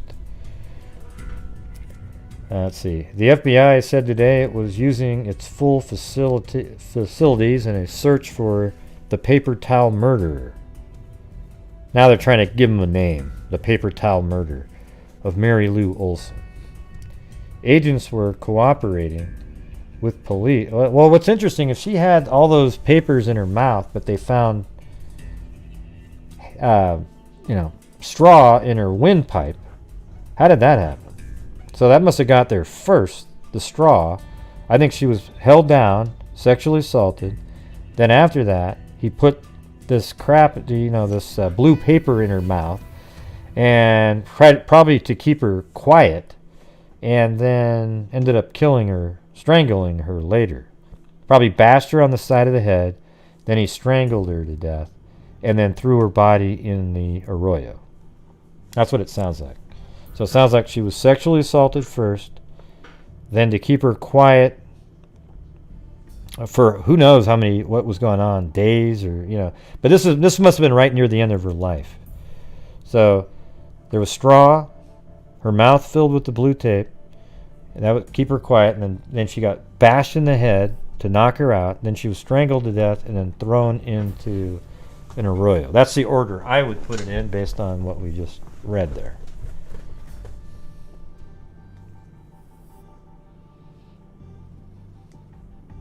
I know, it's such a dumb... They're trying to make it into like, hey, the paper towel murder. Well, they just call it the paper towel murder. They're not really saying murderer. That was my mistake. Police and FBI agents were attempting to learn where the slayer, possibly a blonde young man, had kept the child between the time she disappeared from near her National City home January 3rd and her death. The autopsy surgeon said she was killed between January 7th and 9th. So that means she was kept alive for at least 4 days up to 6. Perforations in the toweling indicated it was from a public restroom. Oh, interesting. Earlier, officers had described it as the kind used to wipe automobile windshields at service stations. So it wasn't, I guess. Dr. James T. Weston, San Diego County Coroner Pathologist. Well, you can pull those out of a dispenser too, though. Said food from Mary Lou's stomach, I knew there was going to be, that's kind of how they would determine, was being examined to determine whether it was American or Mexican. Well, if it was American food, that means that she was moved there after death, probably. That's kind of an interesting investigation right there. But, wow, it'd be interesting if somebody kept feeding her, then killed her. Because the only way there'd be food in her stomach would be that she recently was able to eat. Because your body, in 12 hours or so, I think can remove the contents from your stomach into your bowels. So maybe she was being fed if she does have food in her stomach. Sounds like they think there was food in her stomach, and that's interesting because that means she was fed during the time she was captive. Crazy,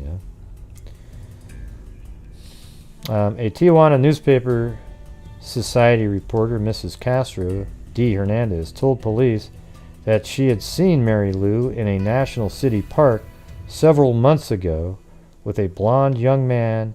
She said she remembered reprimanding the man for acting familiar with a girl so young. So he was acting like, arm around her, stuff like that.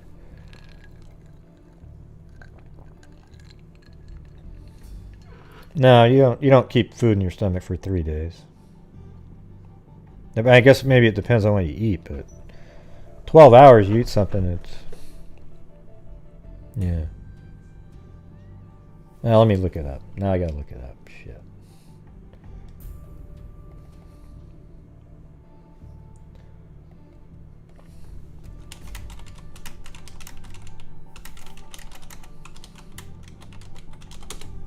Because as soon as you die, your body quits secreting the acids, I guess, that actually end up... yeah, it says, after you eat, food typically spends 2 to 4 hours in your stomach. However, this can vary based on the type of food you've eaten, how much. How long does it take for your stomach to empty? Yeah, so it's nowhere near 3 days. I don't know where you came up with that one.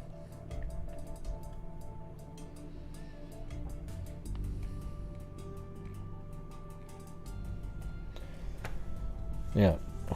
So there you go.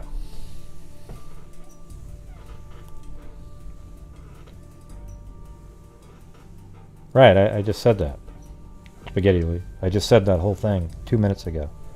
I said that it's interesting because that means she was fed if they found food in her stomach. Right. So thanks for repeating exactly the same thing.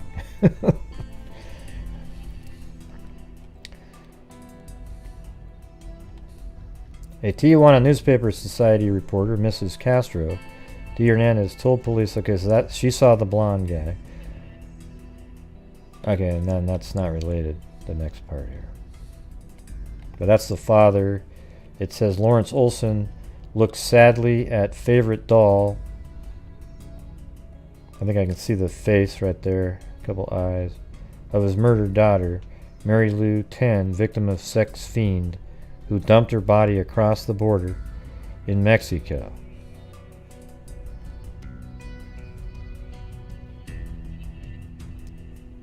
Hold on. She disappeared from near her National City home January 3rd. Alright. Now this is 3 days after that. FBI watches home of sex-slaying victim. So they're probably trying to see if a blonde guy shows up at the house. A 24-hour watch was maintained today by the Federal Bureau of Investigation at the home of Mary Lou Olson, 10. Her body was discovered Tuesday in a rain-filled arroyo 15 miles south of Tijuana, Mexico. Policemen believe the border are investigating. Policemen below the border are investigating 2 reports that the child was seen in Tijuana 4 days before her body was found, and that a man was sighted near the death scene. An employee at the St. Francis Hotel in Tijuana, Ruben Acuna, told police he saw the child with 4 or 5 American youths and that she appeared to be intoxicated. I don't know. He said another young girl also was in the group. A 12-year-old youth, Miguel Cabrera, said she saw a young man with a crew cut jump into a 1953 modeled car parked by the road near the death scene and speed away Monday. He said the man was wearing a blue jacket and a blue shirt.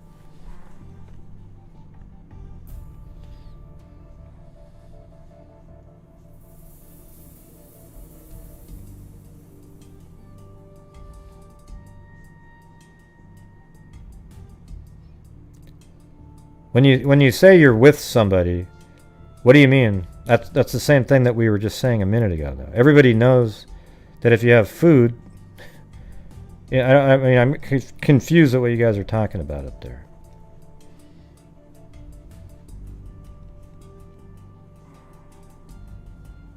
Yeah, 3 days equals no food in the stomach, right? Man, we're still talking about that.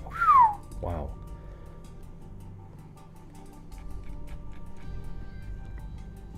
Let's see.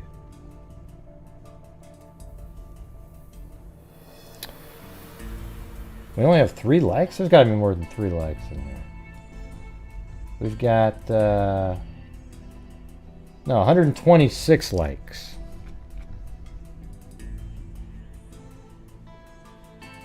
Yeah. So what I was saying a minute ago about the food is, if there was any food in their stomach at all, and she was missing she was alive for 4 to 6 days, that means the person who had her captive fed her food.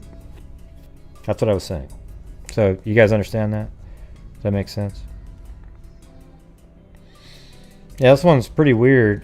Some of these witnesses right here, I don't understand really.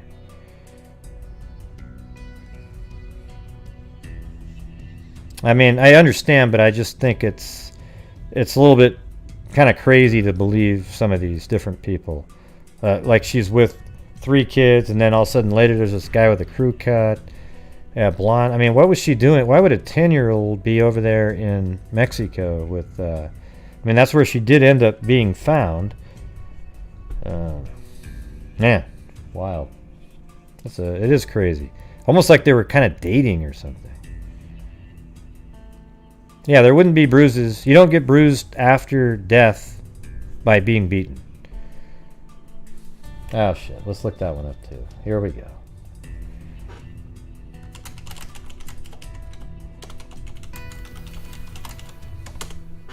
I'm pretty sure I've looked this up.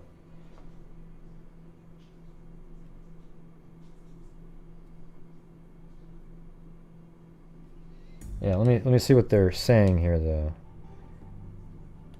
Bruise, yeah, but that's called lividity, I think, right? Let me see.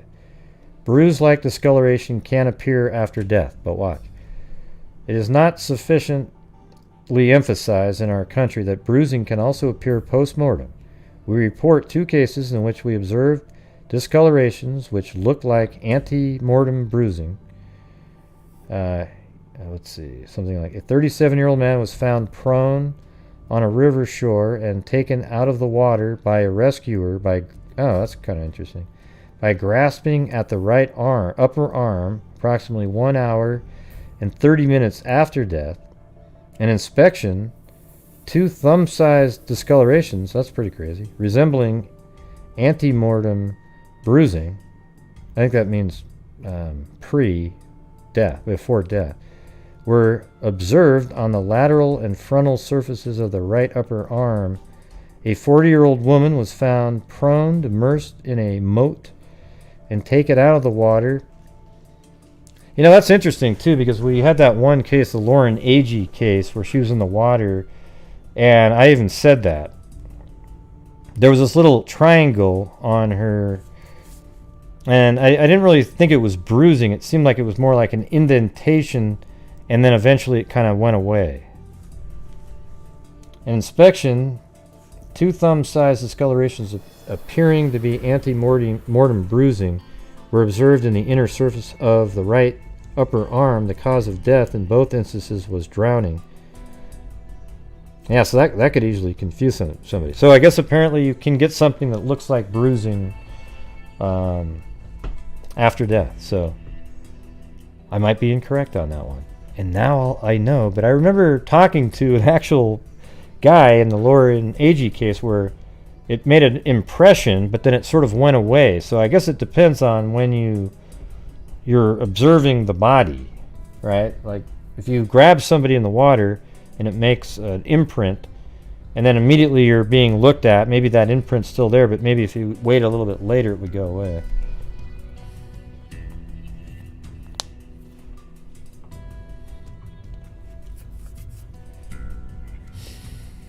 Do dead bodies develop bruises if they are hit with... Yeah, here we go. That's the best example.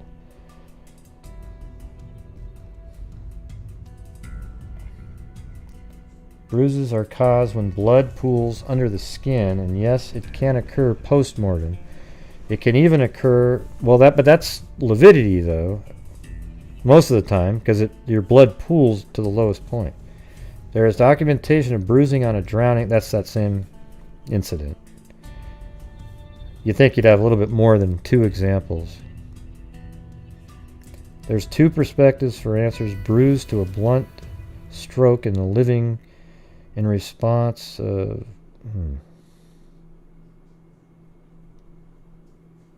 Do produce bruises when hit hard with a cane, but it's not because of inflammatory reaction. It's because the underlying blood vessels rupture and the stagnant blood oozes out of it. Sometimes due to gravity, the bloody may ooze downwards. It's got a crazy topic right there. But hey, why not look those kind of things up? See, lividity is where when you die, blood pools to the lowest point and you get these, it looks a lot like bruising. However, these 2 incidents here, the people who pulled individuals out of the water that were already dead left what looked like bruises on their body with their fingers pulling them out of the water. So that's kind of interesting. All right, there you go. So I guess I'd like to ask an expert, though. Some of these articles are just fake news and they're using anecdotal. I mean, why did 2 of them bring up the same exact thing about a drowning victim? It's like they're all looking for that one time that they remembered. I'd like to hear from a coroner if that's true.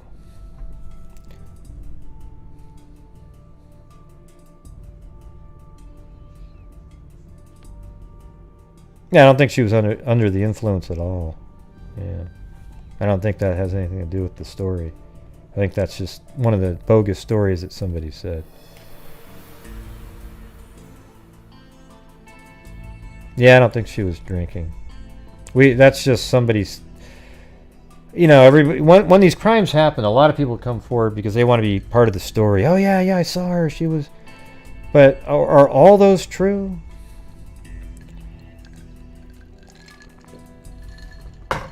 All right, here we go.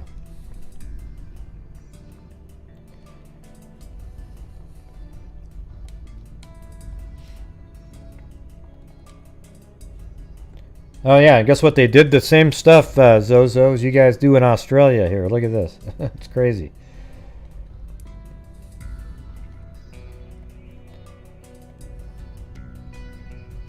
This mannequin, dressed by the FBI, shows the type of garments Mary Lou Olson, 10, wore when she disappeared January 2nd from her National City home. She was found murdered in Mexico January 12th. Of course, it's not color, so it does nobody any good at all. Sometime between January 3rd, the day 10-year-old Mary Lou Olson disappeared, and January 12th, when her body was found in a muddy arroyo 15 miles south of Tijuana, someone must have seen her. Frank L. Price, special FBI agent in charge of the San Diego office today, asked that someone step forward and help in the search for clues in the sex slang. The FBI official said his office wanted to find where Mary Lou stayed at, and between the time she disappeared from her National City home and the time she was asphyxiated. Price said several items of Mary Lou's clothing, including white underpants, white shoes, and red corduroy car coat, a plastic headband, and 2 rings have not been found. A house-to-house search in Tijuana failed to turn up any clues. And they spelled it C-L-U-E-S.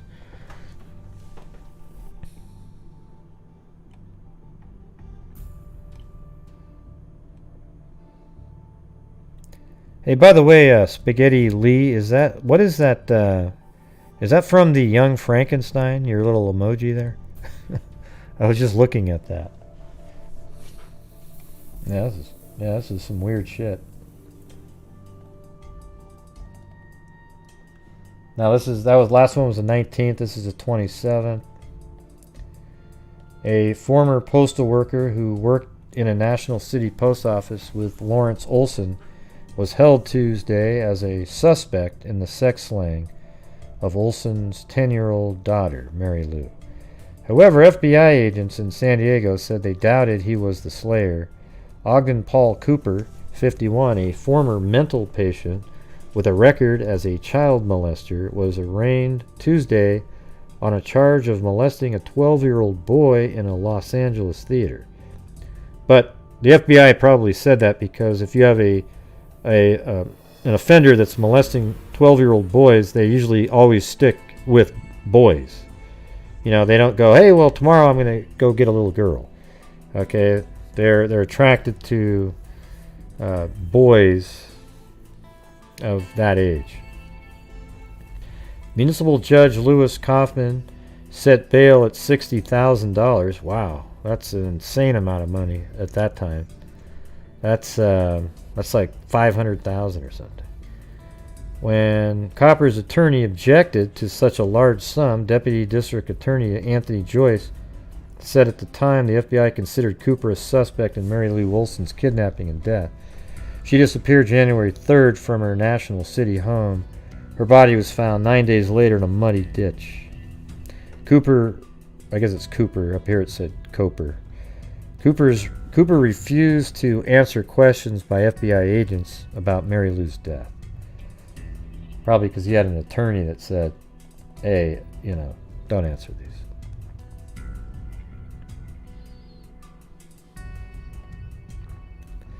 Man released after probe. Arnold Joseph Handley, 40, this is in 1960, 3 days later, last night was released from custody after questioning about the death of a 10-year-old National City girl on January 3rd. So this is another person. He had been booked on an open charge of vagrancy in Pixley. Authorities questioned him after he had been talking about the case in Pixley shortly after his arrival from San Diego early yesterday morning. Handley's consistently denied knowledge of the killing of Mary Lou Olson, who disappeared after leaving her home.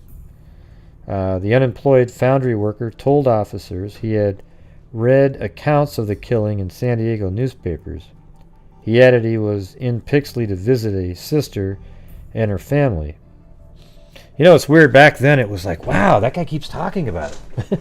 But nowadays, true crime is such a big deal. Everybody's always talking about a lot of crimes, right? So I guess we're all suspects based on that old criteria that they used to have. So it just kind of died down at that point. And then in 1989, it came back up again. Local citizens are being asked to help with a 29-year-old kidnapping murder case being worked on by San Diego Crime Stoppers and the National City Police Department. Mary Lou Olson was kidnapped and murdered in January of 1960. The FBI has decided to attempt to renew the investigation with the cooperation of the National City Police Department. 10-year-old, 4 foot 10 inch, 90-pound Mary Lou Olson was last seen alive on January 3, 1960, as she left her home to go shopping at the South Bay Shopping Center in the 1100 block of East Avenue, a few blocks from her home. When she failed to return home, her father called the police to initiate an investigation. Within a few days, the case attracted national media attention and the help of not only local police agencies, but federal agencies and the military, the release said. On the evening of January 12, 1960, National City Police received a telephone call from police in Mexico. They stated that the body of a white male-female juvenile fitting Mary Lou's description was found 14 miles south of Rosarita Beach. Now let's see where that is.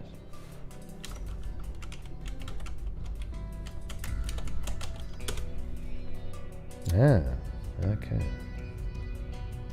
So that's Rosarita.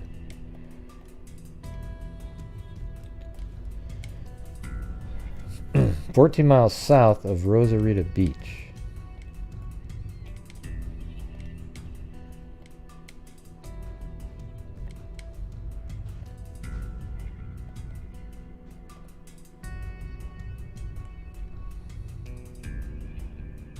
Yeah.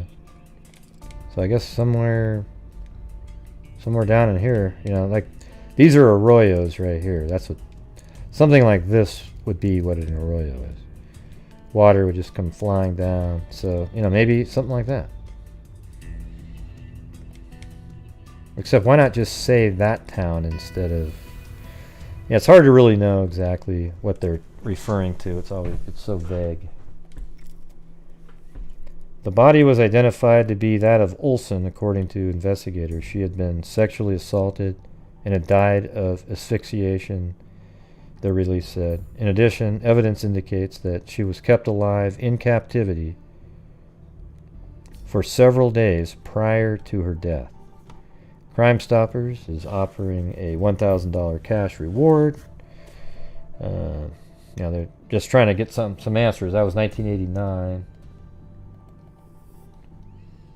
And then this website, Investigative Reporting 143, had a short little thing, but that's a color picture there.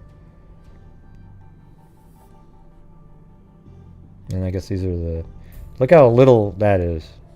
I mean, those are a couple boxes, but man, you'd think, you know, some of these other cases have rooms full of boxes, right? And there wasn't hardly anything here. On January 3rd, 1960, Mary Lou Olson, 10, went missing from her National City neighborhood. The little girl got permission from her father to go to South Bay Mall. She disappeared shortly after 2 p.m., prompting a house-to-house search. Meanwhile, a dragnet was conducted by air, sea, and ground. The search included sailors from Naval Training, etc., etc. 9 days later, her body was discovered 14 miles south of Tijuana in a gully 1 mile east. Oh, maybe this will be it. In a gully 1 mile east of Rosarita Beach. Let's see if that...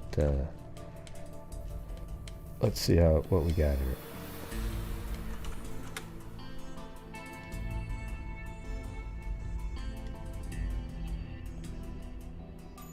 So maybe like in this area. Something like that.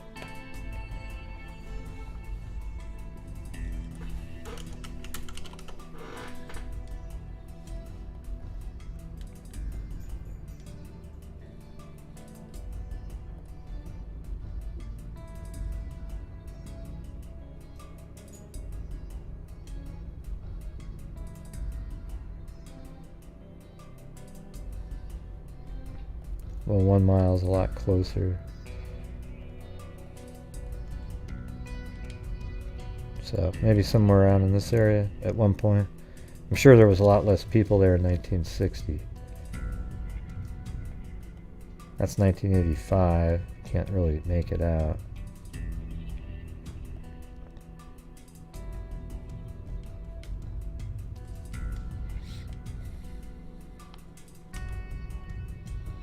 It's almost like they went through the border, either went down like this or...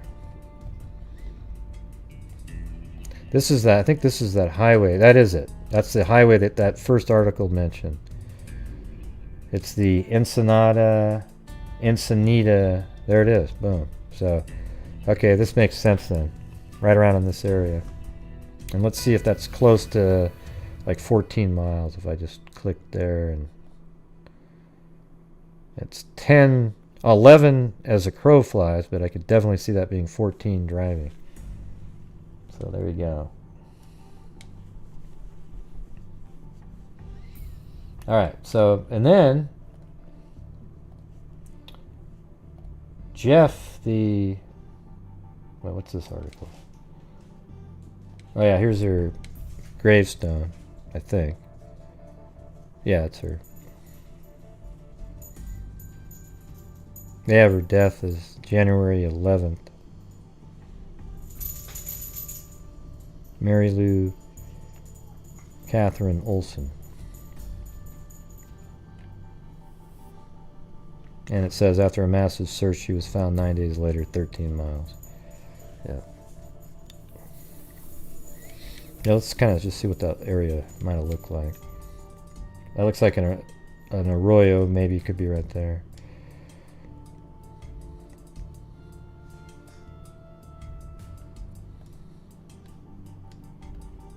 That probably hasn't changed too much.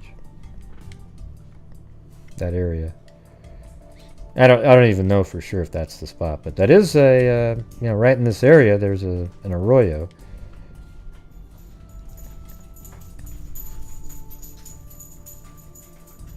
Although if that's a stream that's always running, it might not be one.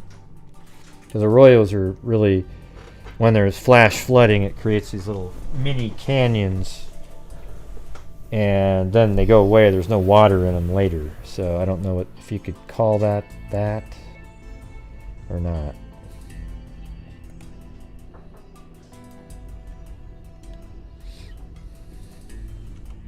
Yeah, you remember those little, when you'd go to a plaid pantry or a 7-Eleven or a Hoot Owl. You could go in there and they had the gumball machines, and they had the other machines where you had the little plastic containers where you could, you know, you hope you get the really good one, but there's really nothing good in any of those. And maybe you get a rubber ball, or you get a little plastic ring, or you get some, you know, lick tattoos, those kind of things.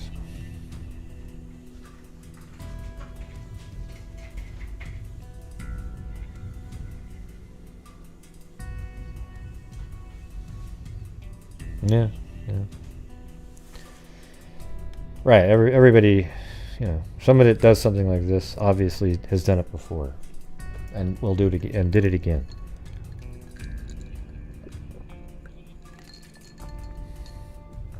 You don't wonder what?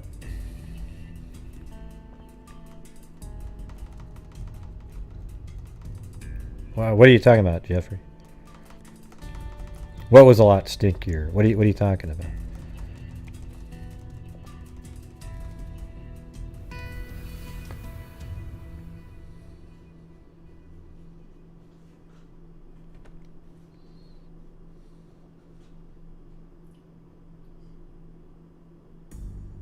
Yeah, well, you don't need to Google it. I'll look it up myself. Oh, the other one, the 1931 case.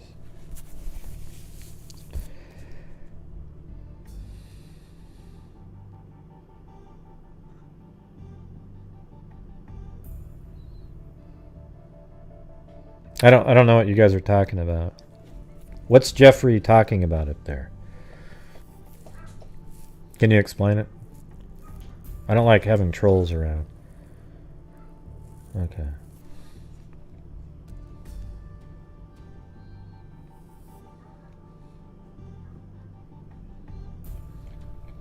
I mean, you said something about stinking more in 1860. Who?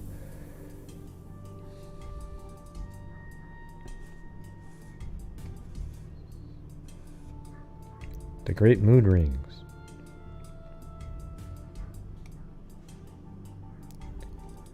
Yeah, when you look that up early, you know, if you use newspapers.com, you could probably find something on that 1931. And I'll be doing that. Don't send me emails like, oh, look, I found it on newspapers.com. Here's the links. Just got here. Does law enforcement... Here we go. Anadarko Oil, maybe? Or is it a POI still an unsub? And yeah, I sent him a message that I got where there was no less than 20 abbreviations in a 6-sentence email. It had 20, you know, do you think it's LK or is it PI with an LE and an R? Yeah.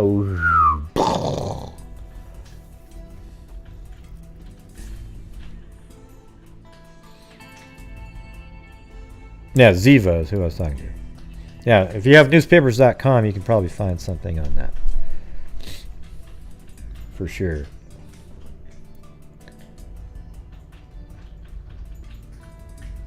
Yeah, me too, Jeffrey. Me too.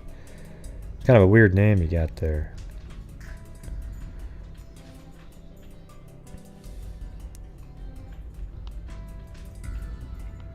Thanks, Cairo.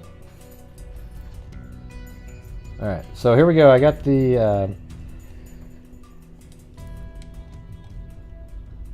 information from Jeff. He sent us, he's the one that suggested covering this. What he said, which is kind of interesting, he's the one that matched $1,000 of the DNA fund before. He said, some sidebar info. The following information won't appear anywhere in the media. I know it, and this guy was in law enforcement and an investigator at one point.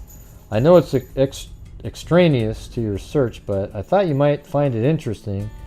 The Mary Lou Olson murder was not a San Diego Police Department case. However, as a sergeant in the 1980s, I developed some suspect information. On a graveyard shift, I was at a diner with a number of other officers, and we're talking about the different murder cases. After the others left the diner, our waitress told me she knew of an old case in which the suspect was never arrested, but she knew who it was. It turned out to be the Mary Lou Olson case. I was skeptical, but I listened to her story. She said she was about She said the waitress was 5 or 6 years old at the time, lived in National City, and was at a friend's house a short time after the murder. Her friend's father came home and got into a heated argument with his wife in the next room. So she was at a friend's house, and then the father came home and was in a heated argument with the mother in another room.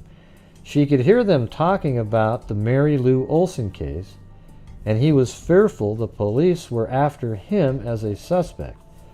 His wife told him to quiet down because their daughter and the girl were in the next room, which was her. When the girl got home, she told her mother about what happened at her friend's house, and her mother told her to never go back there. The waitress was only able to tell me her little friend's name, not the father's name. After she told me this story, I contacted NCPD. They gave me permission to pursue the lead. I did some background work and was able to identify the father by looking at 1960 school records from the daughter's school in National City. I contacted one of the original FBI agents of the case, who was by then retired, and he put me in touch with a local FBI agent. We determined the guy was currently living in Northern California. The agent flew up there, and accompanied by an FBI polygraph expert, they cold knocked on the guy's door. They then identified themselves. I guess the guy almost shit his pants. He remembered the case, and although he admitted having a child molest history, insisted he had not killed Mary. They polygraphed him, and he passed. When the agent got back to San Diego, he said, "Jeff, based on everything we found out about this guy, in 1960, he would have been our #1 suspect." And then he wrote, at the time, the agent and I really thought he was the right suspect, because I asked him, "Hey, did you guys still think it was him even though he passed the polygraph?" And he said, "At the time, the agent and I really thought he was the right suspect, but with the polygraph results and it being pre-DNA times, there wasn't much to do but pass it back to NCPD." Now, what I'm trying not to tell you, because I don't want to spoil your research, is there were developments in later years by NCPD detectives who indicated he had a suspect, but then the case faded away from the news. I didn't find that one, but at the same time, it didn't lead to anything. I've been meaning for years to call there and definitely find out the case status, but just never got around to it. At the time, I kept a personal file on the case. I was able to find the actual house in which the waitress, as a little girl, overheard her friend's father's anxious conversation. That's pretty cool. I took photos of the interior before it was torn down. I wish it had been SPD case. I'd like to know if they have any evidence left to check for DNA. Yeah. So that was pretty cool, wasn't it? I mean, it's cool to have the actual one, somebody who investigated an aspect of it in later years.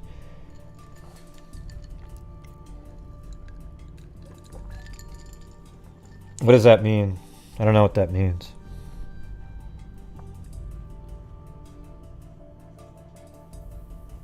What does that mean, L? That's one of the worst sentences I've ever seen written. In the history of mankind, actually. It's just...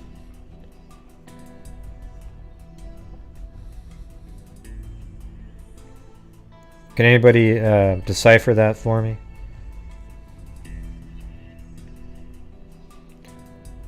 Hey, thank you, Kevin Brown. So what do you guys think of that one? That story?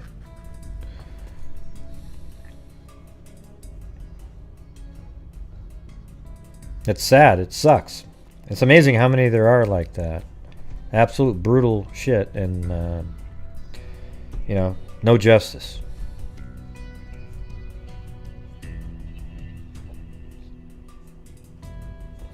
Yeah, what a crazy serendipitous piece of information that was, huh?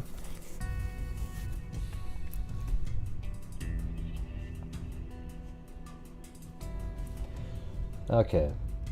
I do have another one. One of the articles, I don't think I saved it, but mentioned another case that popped up that they were wondering if it was related. And we'll just do that one really quick. The Karen Lynn Tompkins. She's a missing person. Still, today. And that was 1961, August 18th. So, about a year and 7 months later.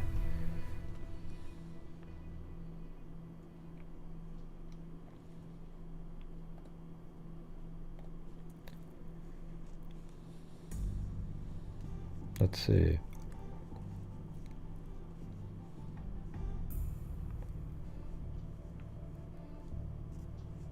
Good morning, Kay Jones. All right, here we go. This is another girl. So let's see where she lives. I haven't marked this one down yet.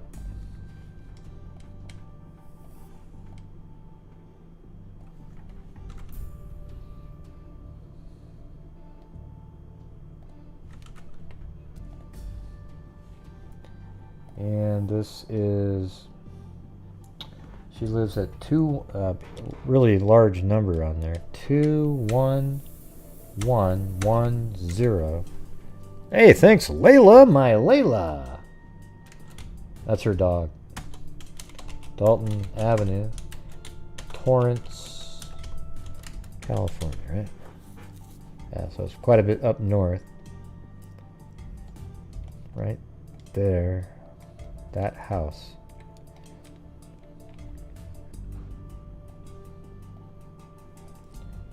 And this is Karen Lynn Tompkins.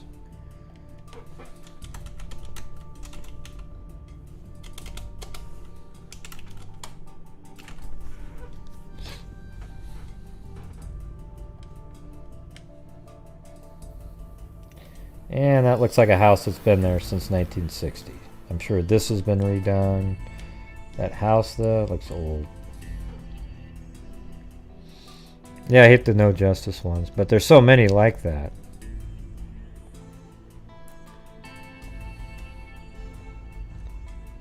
Hey, there's Rebecca N. We were just asking about you last night.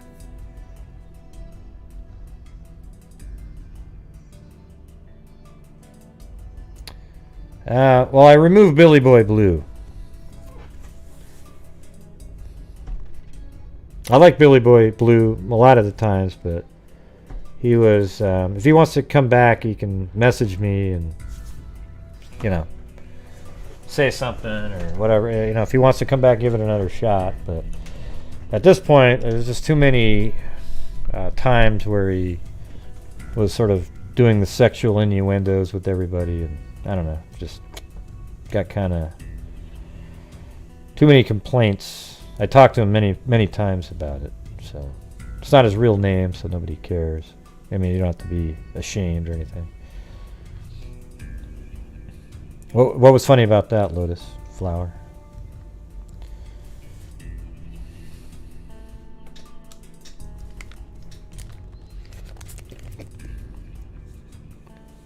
Welcomes everyone.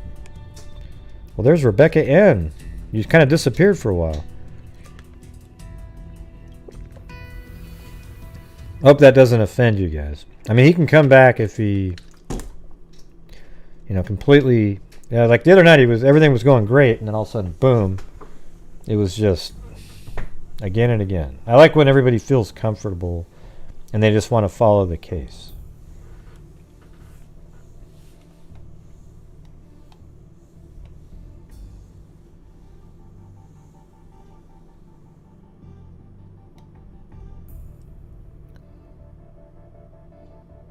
Yeah.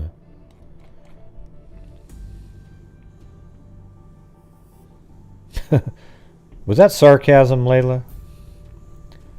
Yeah.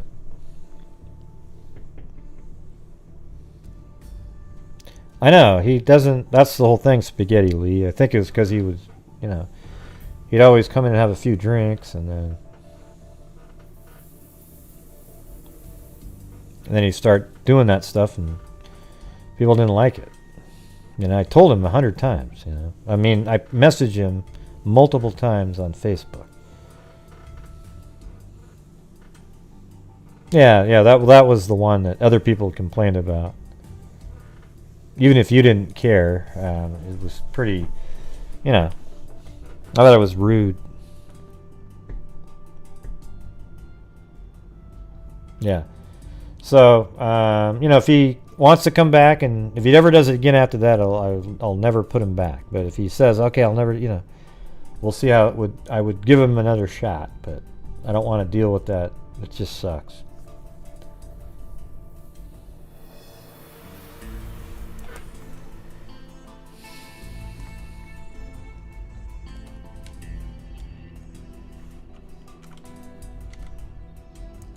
And he did financially support, he's always doing super chats and everything. But that's not what it's all about all the time,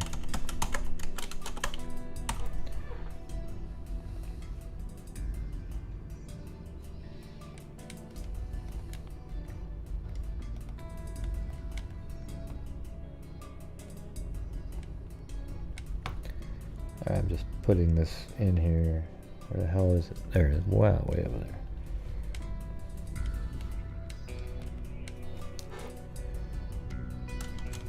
Halldale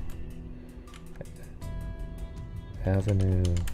Yeah, what a mundane name that is. Jesus.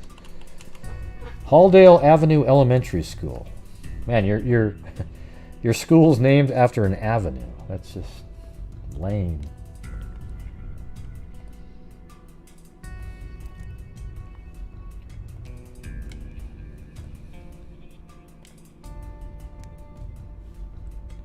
Well, it's been something that's bothered a lot of ladies for a while, and I've given him, I've talked to him multiple times, and he, sometimes he got better and stuff like that, but couldn't do it.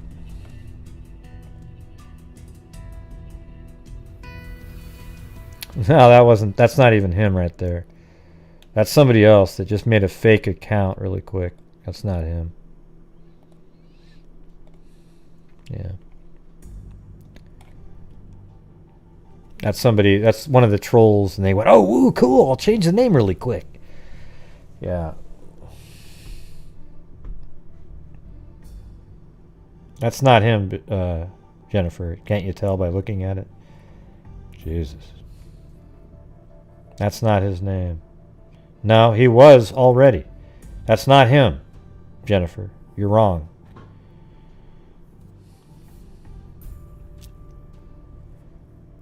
He wouldn't say something like that. That was a troll that changed their name really quick.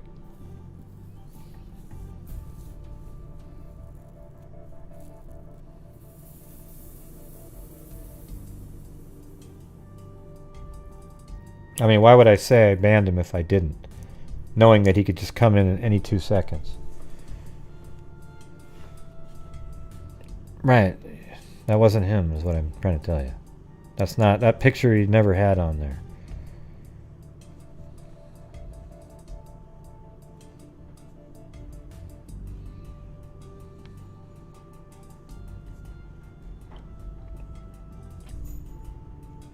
That person was too lazy to go find the actual person and put their icon on so that it would look like, the actual Billy Boy Blue. Too lazy. Alright, anyways, I'm going to get on to this one. So this is Karen Lynn Tompkins. A pretty blonde 11-year-old Torrance girl was feared kidnapped Saturday. Karen Lynn Tompkins of 21110 Dalton Avenue, Torrance, was last seen at 5:30 p.m. Friday when she left the playground at Halldale Avenue Elementary School at 21514 Halldale Avenue, just 2 blocks from her home. Right, so this is the, I don't know if that's what it looked like way back then, but I wouldn't doubt it. What a ridiculous looking school, too. It looks like trailers or something. It's just... I mean, it looks like they got some fun stuff there. But look at this school. It's these little buildings.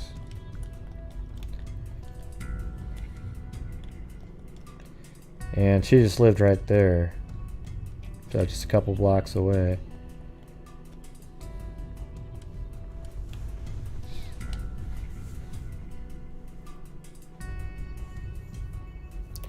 Policemen searched a mile square area house to house without success Friday night. They broadened the search area to 3 square miles Saturday and issued a statewide broadcast.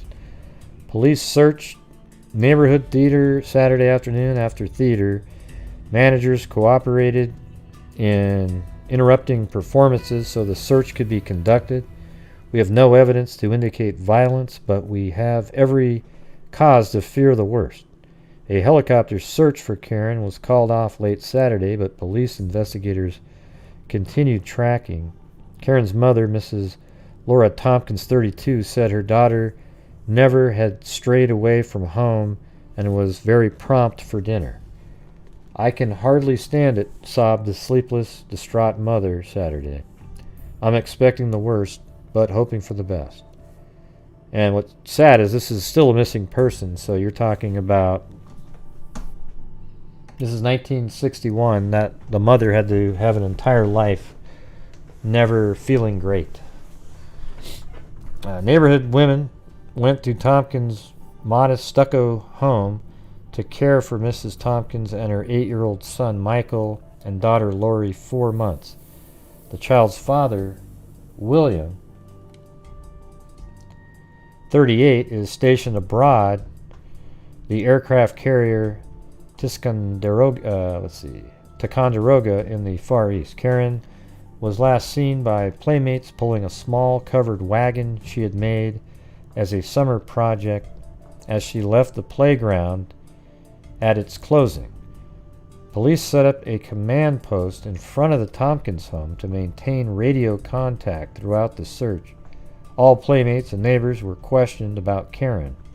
Workers from the flood control district helped search drainage pipes in the area. Miss Tompkins said her daughter was wearing blue shorts, a white blouse, and dark shoes. The girl is 4 feet 8 and weighs 57 pounds.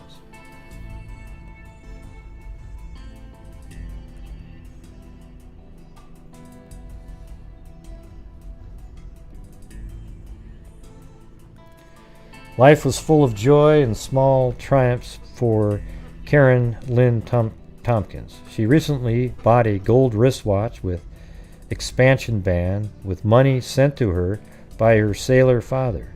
She wore it every day. Man, what a nightmare for the father, too.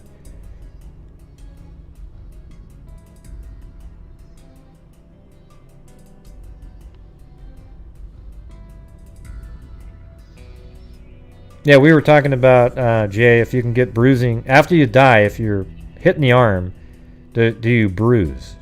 And I thought you couldn't, but there was some anecdotal stories that, you know, there was some bruising type action that could happen. Last Wednesday, she won the second place prize in the crazy costume contest at the Halldale Avenue Elementary School. On Thursday, she entered her small dog, Lady, in the playground's pet show and received a ribbon along with every other entrant. Oh wow, they were already doing trophies for everyone. Most important, she made a new friend at the show. Very nice girl. The friend is Debbie Schwartz, 11, who was the last person to have seen Karen since Friday evening. She seemed like a very nice girl, Debbie told the Times. I only met her Thursday when she offered to share her table in the pet show with me. Her dog seemed to like my turtle.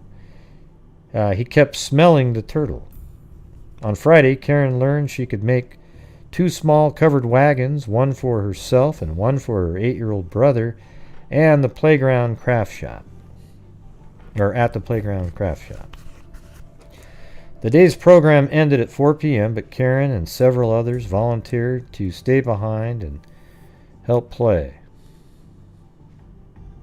Yeah, that's lividity. Right. We talked about lividity, but there was this person that said that they've taken people that have died out of the water and grabbed them, and then their fingerprints, their grip formed bruises, or what looked like bruises, in a prone position on their bodies. So it was, we discussed lividity. Lividity pools at the lowest point after death. So if you're laying on your back gets what looks like bruising, but it's really just blood pooling there.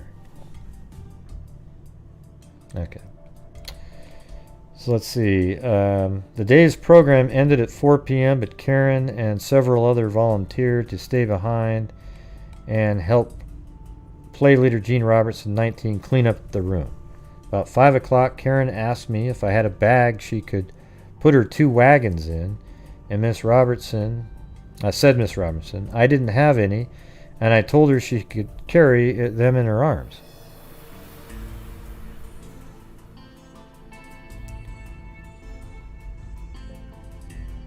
Huh? I did read your first part. It says your vascular sloughs and pools for a bit until gravity turns into lividity. Right, I see that part. I'm saying that in these couple articles, they discuss specifically these 2 random people in the water that were already dead, and then in the autopsy, they found these hand marks on the person that looked like bruises, but yet they were made after death.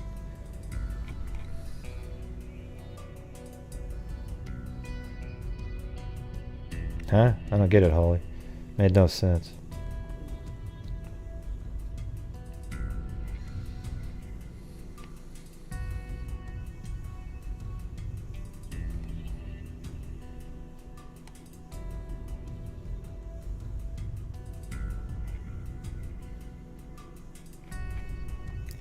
Yeah, he was always, I don't know what the deal was, what he was doing, but so anyways, I don't know, you might want to look that up on the internet and see if you can check out those articles.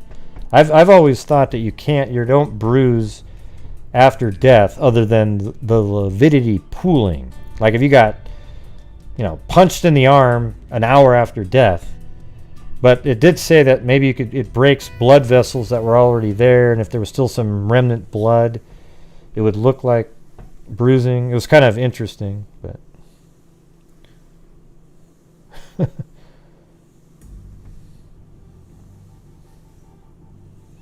yep. It looks pretty weird. It's kind of a marbling look, the lividity. It doesn't look, it's not A lot of times it's not a smooth coloring. It's just kind of a blotchy look to it. Man, I've got this book here called, I think I told you, Practical Homicide Investigation.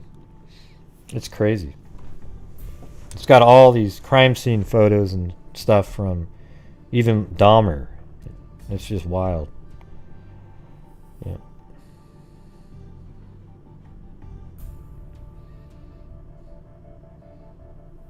Yeah, but you said it in way too technical of a term, Jay. I mean, your vasculature sloughs and pools for a bit until gravity turns it to lividity. Yeah.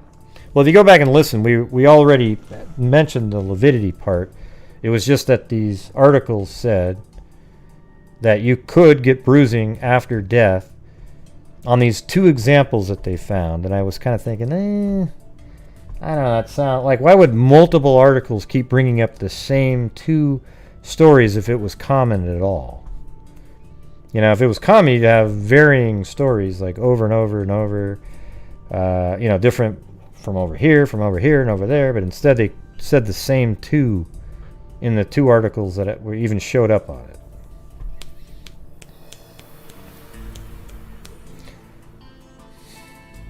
It'd be cool to ask, like, a medical examiner of some sort.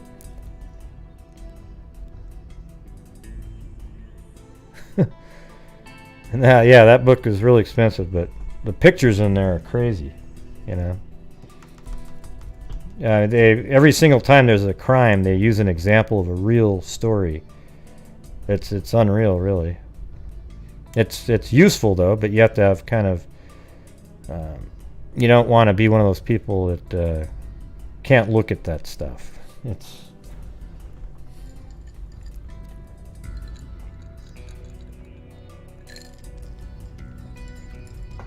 I don't know, Rhea didn't really say that earlier.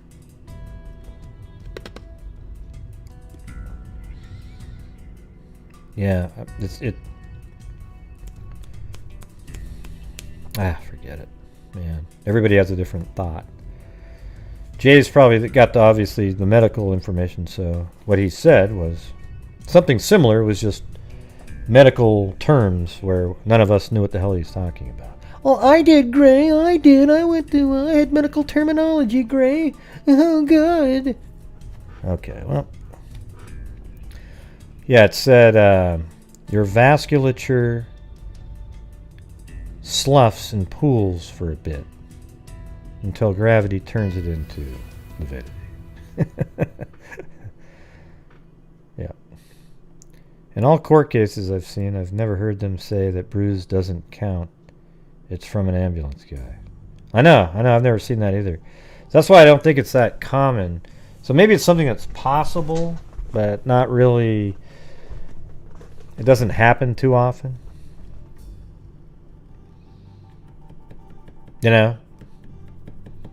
And maybe there's a little bit of what Rhea Mazarone said there, where, you know, if, let's say you kill somebody and they die, and then like 8 seconds after they're dead, you're still pummeling over and over again, maybe that would still cause bruising, because there's still blood in the same veins, you know, the areas, and it hasn't pooled downwards yet. Yeah, I saw in the, like I was talking about in the Lauren Agee case, that little triangle on her chest. I thought that was from, like it was caused by the people who literally took her out of the water. And I think we actually proved that. Me and John Lorden did on a show. That it was from the boat. It wasn't some canoe or something like that. It's right where they pulled her out and she rested on the... so that was interesting. But then in the autopsy, even though you see it in those photographs while she's on the boat, during the autopsy, it goes away. Are you saying that what goes happens often, Jay? The bruising after death? Like somebody's fingerprints stay on the body? That part? Man, the delays sucks because I don't know what people are commenting to. Yeah, it was like at the bow of the boat, and then there was like a storage door that you opened up, and then it created this little corner that was right in the middle of her chest, and we actually figured out exactly where it was and everything.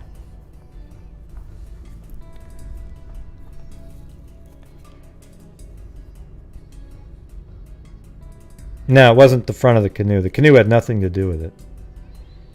Yeah. That was a theory that had no... We actually... what was interesting is me and Lorden were on a show with her. With... well, it was... You know, I can't remember the Lauren Agee case, right? And we were talking about the case, and we really couldn't... we ruled out the canoe, because the canoe just doesn't make any sense. It's huge, right? And then we kind of just didn't really figure it out, and then me and him were talking about something totally different, and I go, you know what, let's take a look. And then we opened up Photoshop and opened up all these different photographs that were taken of the boat, and then literally within 20 minutes we totally figured it out, and then we got in touch with Sheila. Yeah, that's not what I was referring to, but yeah, we got a hold of Sheila again, and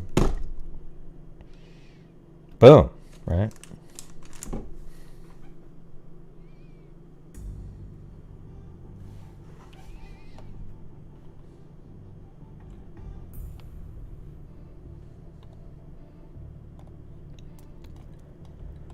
Let's see.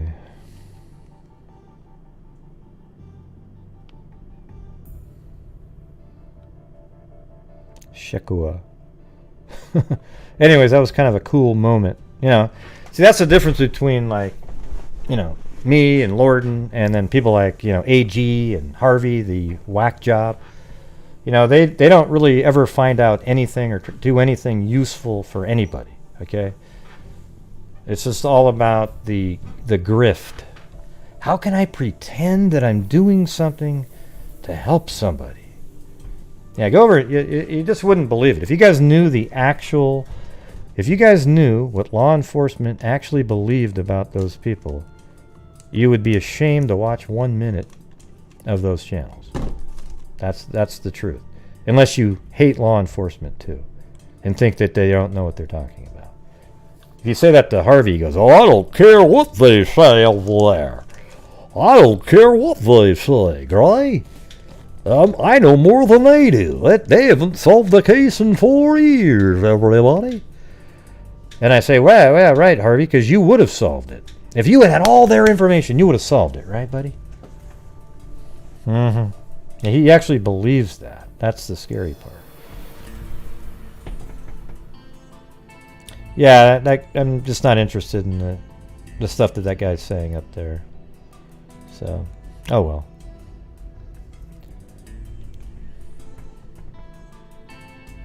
Who the hell would do crime images on a mug? That's ridiculous. God.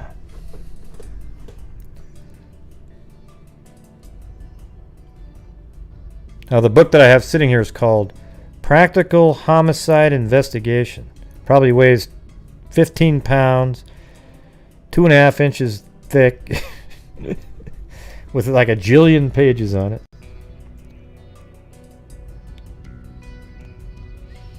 Yeah, you don't want to see those people, Jay. Really, I'm telling you, it's all a grift.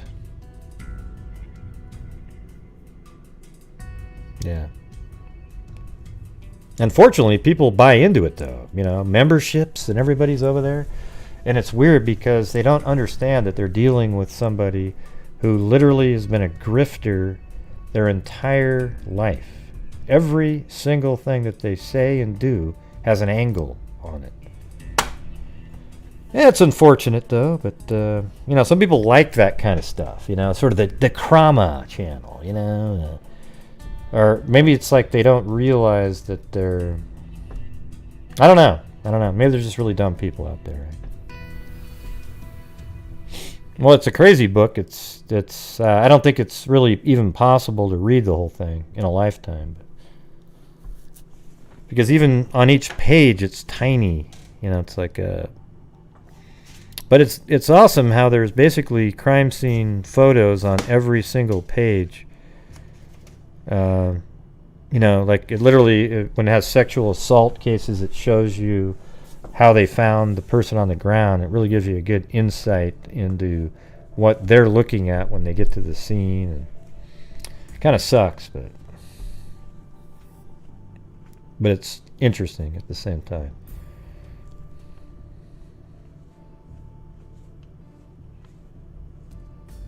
I've said it 15 times already. It's called Practical Homicide Investigation by Vernon J. Geberth. But just type in Practical Homicide Investigation. I have the 5th edition.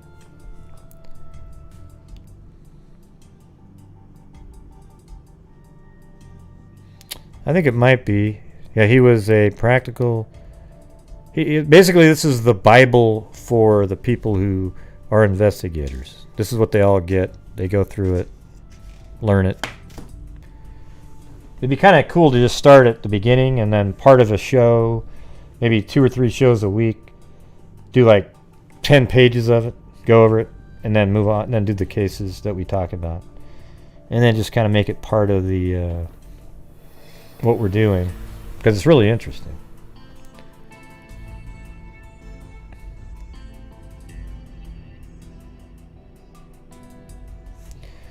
Alright, so anyways, it says, 5-block walk. What happened to Karen during the 5-block walk from the playground at 21514 Halldale Avenue to her home at 21110 Dalton Avenue in the Torrance area was a mystery. Her mother, Laura, 32, said Monday the blonde, blue-eyed child had been repeatedly told never to enter a stranger's car. Neighbors and teachers said Karen was obedient. You'd think at that time, at 5-something, you know, basically rush hour, that there would have been somebody that saw something. Neighbors and teachers said Karen was obedient, well-behaved, and had a strong sense of responsibility. She was quiet and shy, but friendly. If she ever stayed out a little late, she always called, said her mother. See, that's when you know something bad happened.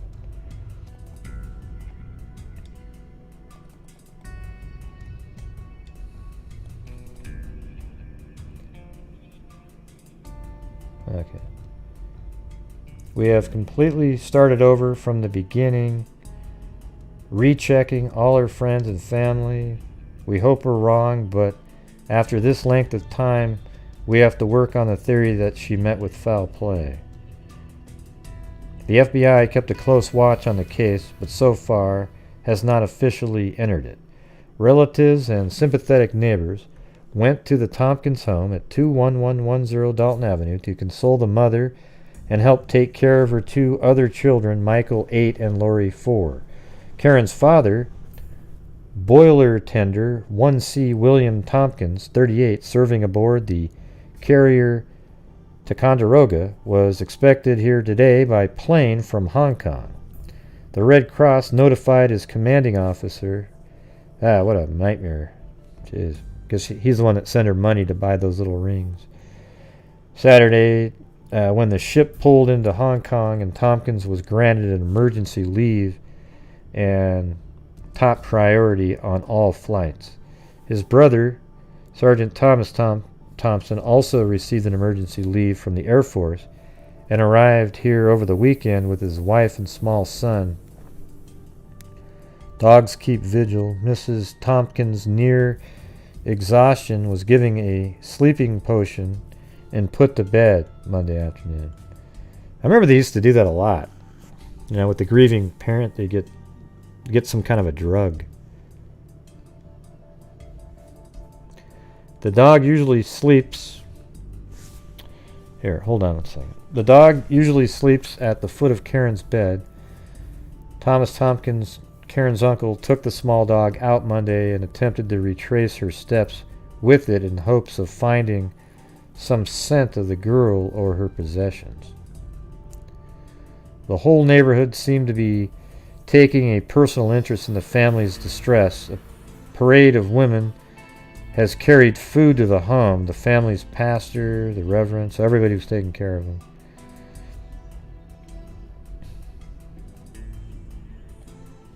Here, hold on a second. Let me show you. Okay, here's the book, all right? Yeah. It's right here, you know. It's really thick and it weighs a ton, right?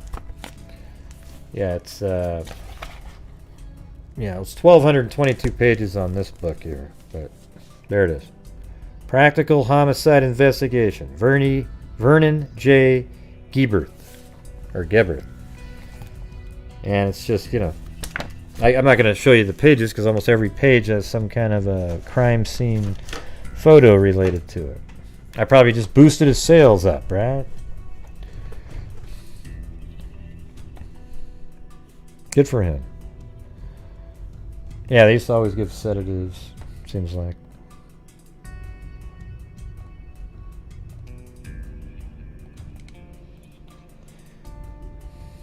Yeah, so what I was saying earlier, by the way, let me get through this. Okay, so here is the Karen Lynn Tompkins right there.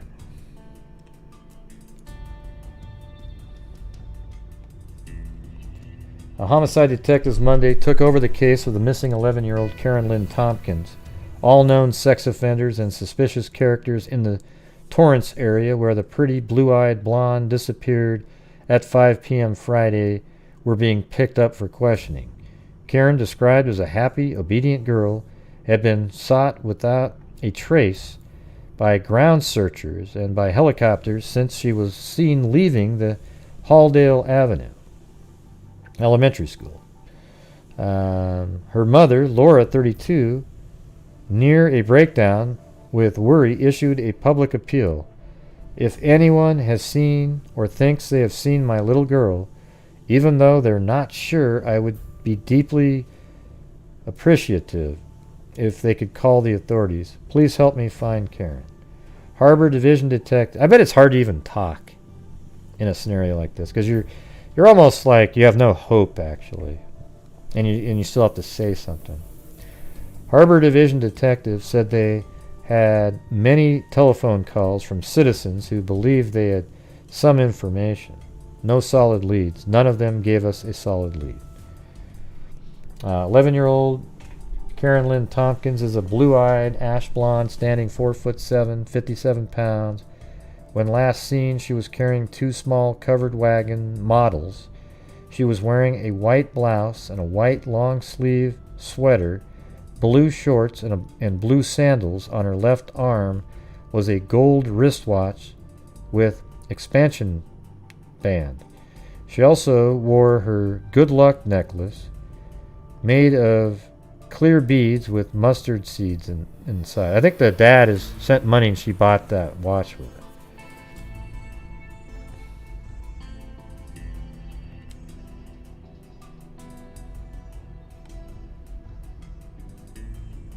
Yeah, I think that's repetitive right there.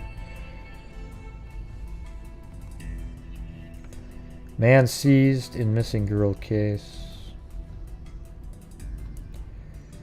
A man who had been loitering in the area where Karen Tompkins disappeared Friday was picked up near Torrance home by police today. His car was impounded and crime lab experts were to examine it immediately. He was identified as Clarence E. McDonald. Man, probably ruined his life. A pair of pink girl's panties were found in the trunk of his car. That's interesting, police said. They were the size usually worn by an 11-year-old girl, police said. They were to be shown to Karen's mother to see if she could identify them. McDonald had been driving around the Tompkins neighborhood since Sunday with a big sign on the back of his cars. Have you seen this girl? Oh, that's interesting. So he was being a little too helpful. Newspaper pictures of Karen were pasted on each side of the car. He was booked on suspicion of burglary. Concerning the panties, he said he didn't know where he had obtained them, but that he kept them in his car to wipe his windows. Oh, Jesus. Police said he had... I bet you that's true. Actually, it's just crazy. But police said he had no record of sex offenses, but that he had been arrested in New York, Texas, and Virginia. McDonald was picked up at 213th Street and Normandy Avenue, just a few blocks from the Halldale Avenue School playground.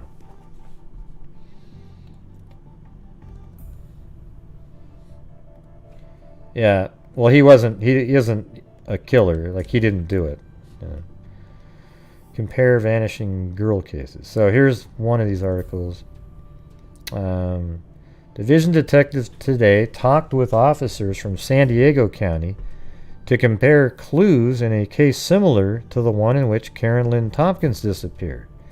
Lieutenant Ralph Wayant said he conferred with Lieutenant James Crowell of the National City Police Department, and we're simply comparing notes with hope that we may be able to come up with at least one tangible fact in the case. For 2 weeks, Harbor Division detectives have been investigating the mysterious disappearance of Karen, the attractive 11-year-old daughter of Mr. and Mrs. William Tompkins. The small blonde vanished as she walked home from the Halldale Elementary School playground, only 5 blocks from her home. Karen was carrying a small covered wagon. They're actually comparing it to the Mary Lou Olson case. So let's see right here. The San Diego officers were comparing notes on the disappearance of Mary Lou Olson, an 11-year-old who vanished January 3rd, 1960 after going to a grocery store only a few blocks from her home. Her ravished body was found 8 days later in a ravine near, something Mexico, and her clothing was found downstream. So they actually did find her clothing at one point. The officers noted that Olson girl had to pass a schoolyard on her way to the store and emphasized the similarity of the cases.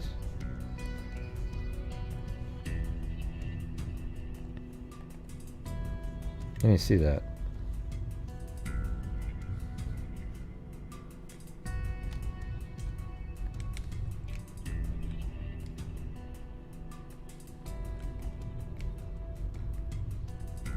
Maybe there was a school there at one point.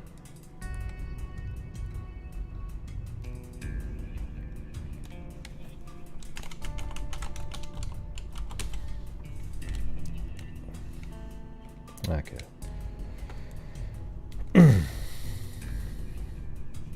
There have literally been hundreds of leads which we've checked out, all futile. So, anyways, they thought maybe there was a similarity at one point. And then September. Okay, they're comparing the cases. And then basically all I have now is the Charley project on her because she's a missing person. So let's read the Charley project write-up. I'm sure it has a lot more information. Look at these crazy people. It's awesome. The trolls are out tonight. The whack job Anthony Greeno fans. Yeah. Yeah, Jesus. Oh, I saw it. I always get to see everything because it's my channel. Karen was last seen on Friday, August 18th, 1961 in Torrance, California. She and her 8-year-old brother were attending a summer arts and craft class at Halldale Avenue Elementary School at 215 Street and Halldale Avenue in Harbor Gateway. That day, their dog followed them to the class, so Karen's brother took it home before the class was over. Karen stayed behind. The teacher and other students saw Karen leave the class when it ended at 5:30. She was carrying 2 toy-covered wagons. The crafts she and her brother had made in the class. It is a 4-block walk between the school and Karen's home, and a classmate rode with her on a bicycle for the first few minutes of the trip. Wow. I mean, so you were almost home. The police were called when she did not arrive home by 6 o'clock. Wow, so they were called like almost ludicrously quick, which is a little bit weird in a way, right? I mean, you know, she's in class till 5:30, and it's a little bit like that other story we had the other night.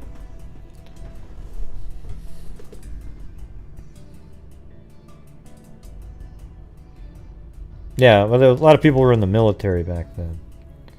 Yeah, I don't think that they didn't. It doesn't sound like they think they're related later, but that's just came up in an article. That's how I found this story, actually.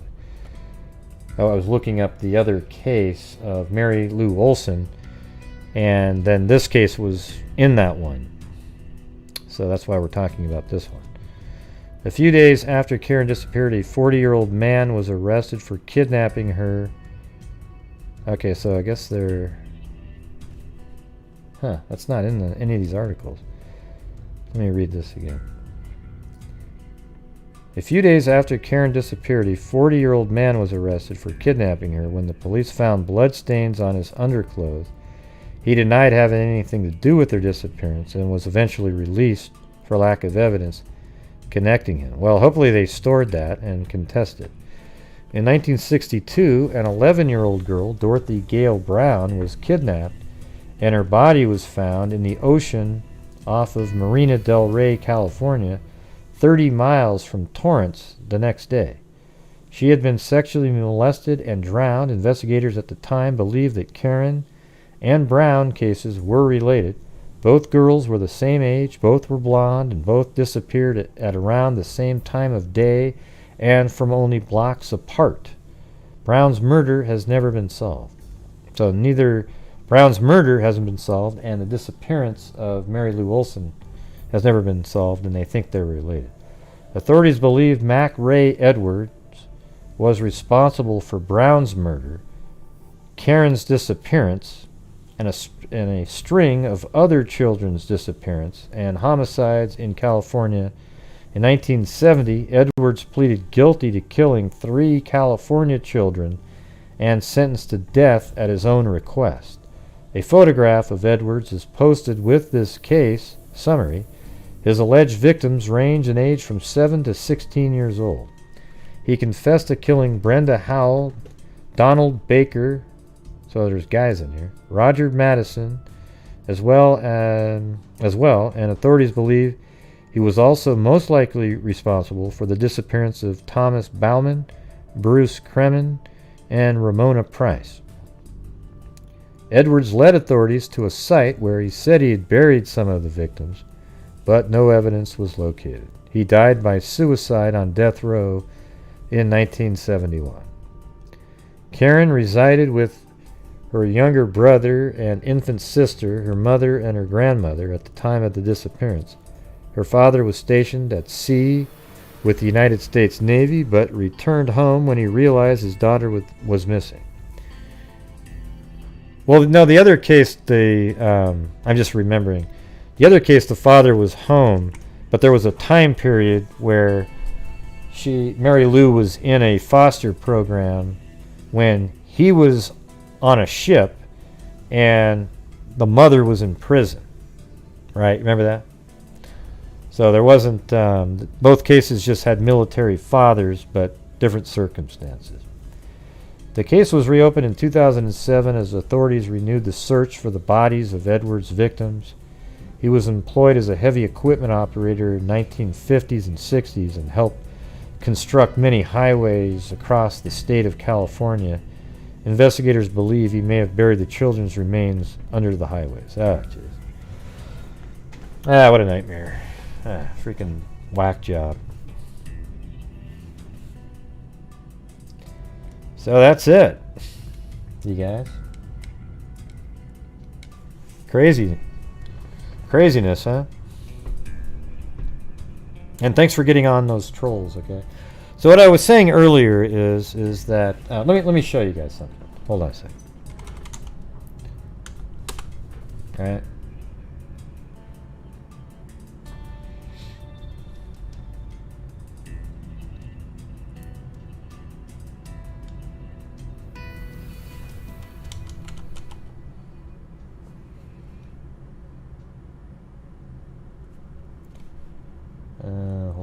through my messages.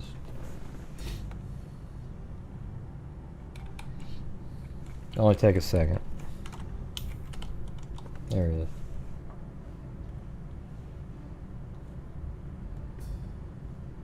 Oh wait, that was the other one.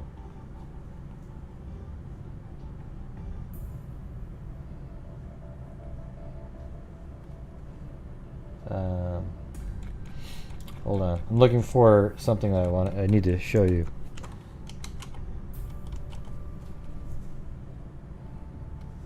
There it is. Okay.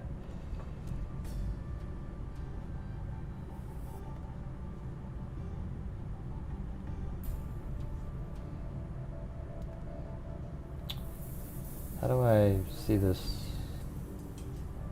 Okay, I think that works.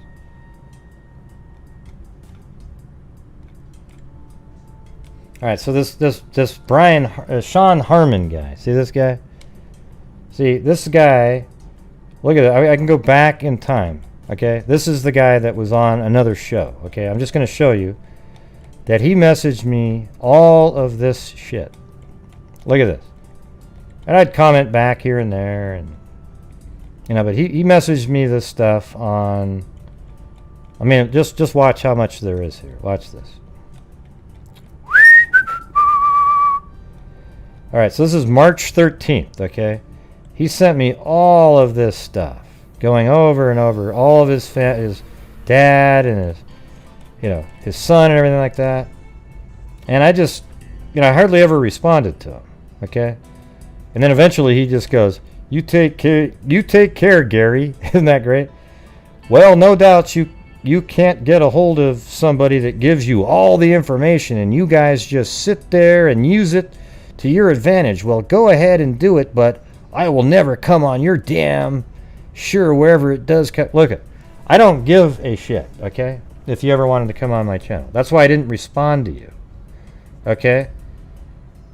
It's just I think it was irresponsible, even though a lot of the people out there think it's so neato to interview a guy like that. He was sitting there talking about stuff that has no evidence, there's no proof of it whatsoever. And you got a YouTuber out there putting him on there, disparaging the entire family with no proof of anything that he's saying is accurate. None of it. Okay, the guy did drugs. He admitted to having mental issues. I don't understand why in the hell anybody's over there putting comments like, "Wow, great interview, man. You were so kind." No, what you was cruel to any other family members without any proof whatsoever of what you put out there. Okay? Nobody in the true crime, anybody that's in the true crime community that's a real true crime person would ever have that person on. Okay? Because that's where you're getting into the shady shit of just trying to get views. And you could say, "You're just jealous, great." No, I'm not jealous. You see, I had that information. I could have had him on my show since March. Okay, we're talking 2 months ago.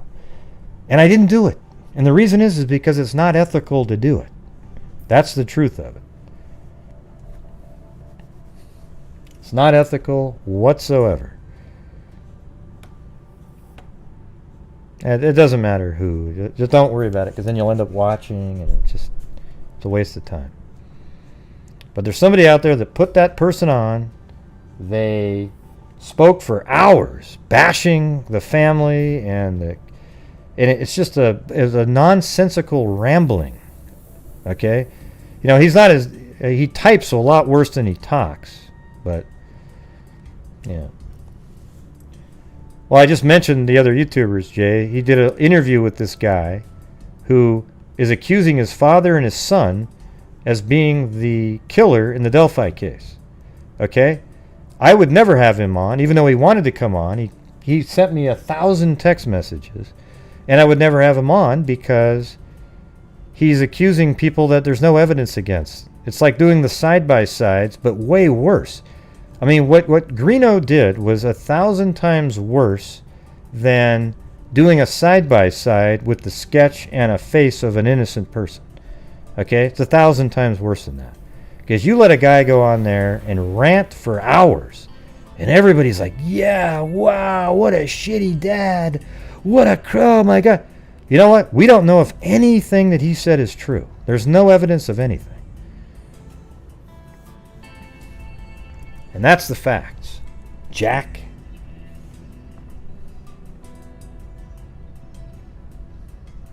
Yeah, you don't want to watch it. Okay, it's a complete waste of your time, and it's another grift. Okay, it's a grift. It's hey, look at this stuff that I got. Anyways, just know that I won't ever do something like that.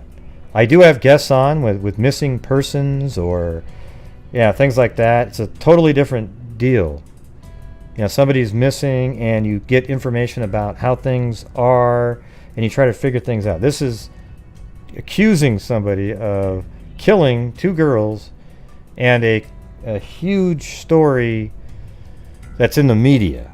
And that can actually ruin people's lives. The dad and the kid should file a suit against that YouTuber, okay, for allowing it. Saying stuff like, this is alleged information. That doesn't count, man. That doesn't count. That doesn't count in a situation like that. You can't. That doesn't work. That's just, it's an obvious attempt to try to keep you from getting in trouble, but it doesn't work on something like that. You gave a voice to somebody who has no business being on there. Yeah.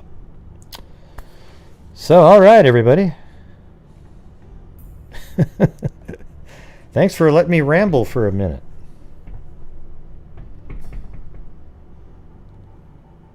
Yeah, there's no way in hell I would ever do that.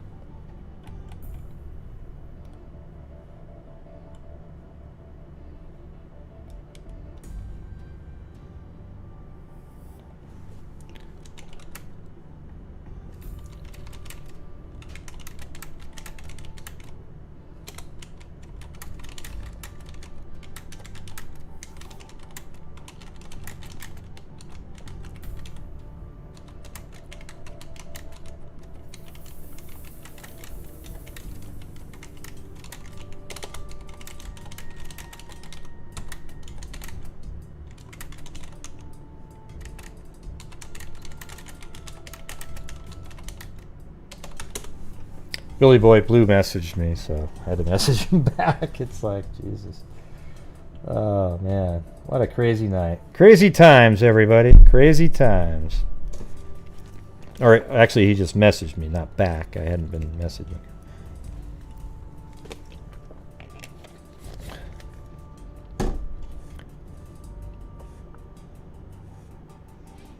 Well, yeah, well, in the Delphi case, he gets a lot of viewers because he puts out sensationalistic crap. And people like being able to say whatever they want to say and it be really neat and fun and cool. Okay? So maybe that works better for like a lot of people, but for me it doesn't work because I like to keep things in a reasonable, rational realm instead of entertaining every single wacky idea out there. They were literally talking about Freemasons at one point. Next will be Illuminati and Sasquatch.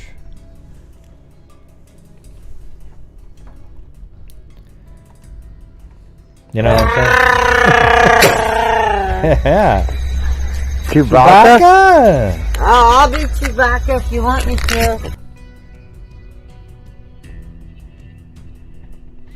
Well, if people really wanted to know about that guy, they would take 5 seconds, look him up on the internet, and you'll see that he is just... listen, all I can tell you is I talked to somebody over there, and the phrase was, he's an effing idiot. Okay? So that's what law enforcement think of him.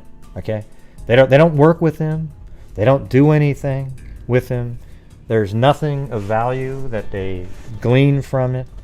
In fact, they probably would, if it was in court, and he ever gave them something, they wouldn't be able to use it because the defense attorney would say, "Oh my God, you got that from that guy? Holy shit." Yeah, there was a Sasquatch out here. Yep, yep.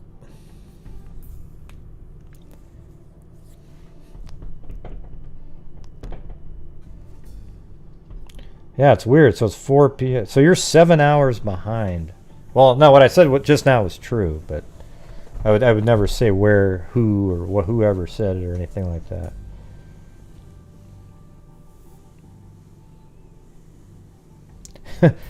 Yeah, I don't know. Yeah, that's a good question. Why did he film that? He must have just saw them. I think he kind of was just doing that, picking up his phone and recording shit. But yeah, why would you do that? He's like, maybe he was pretending he was texting but recording.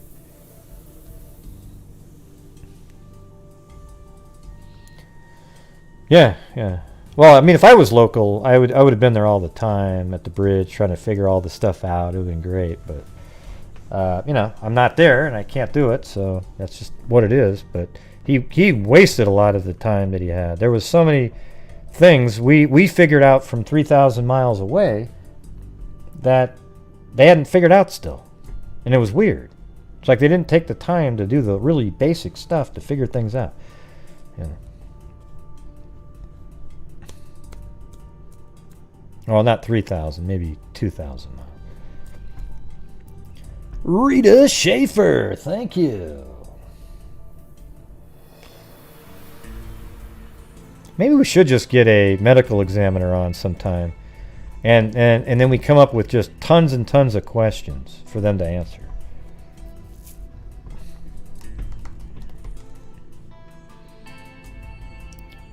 Well, in Finland, man, it's shit, what is it? It's probably 8 in the morning or something. Maybe 7. That's where Helsinki is.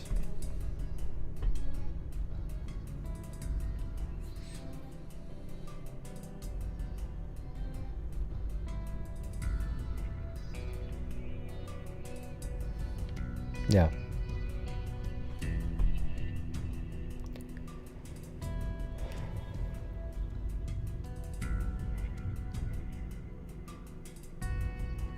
Yeah, I haven't had a... The only times I've talked about people are when they've been arrested for a serious crime. You know, like Daniel Nations was arrested for a while there. You know, I didn't really even talk about it. He never was that interesting to me. You know, he was mildly interesting, but, you know. And then you had, you know, Paul Edders. He was on the run, and he ended up killing himself. You know, all these other people, you know, you can talk about those because they are criminals and they're in the news. But just sort of bringing up a guy's face, like a, you know, some guy on Facebook that happened to look sort of similar, and you do a side-by-side and then develop a whole theory. You know, the guy flipping burgers, another YouTuber, remember that guy? Yeah, the guy flipping the hot dogs. Sure. You know, we've narrowed it down. This guy was flipping burgers. We've really looked into him a lot. Really? Well, what do the burgers have to do with it? Well, you see, the meatpacking plant at one point was grinding meat, and we feel as if he had stole the beef that was generated at the meatpacking plant and then barbecued it later. And using that information, we derive the fact that it was a van that he used to move the material to the ballpark. Interestingly, it was caught on a surveillance camera at the... shut the hell up. Yeah, give me a break, everybody.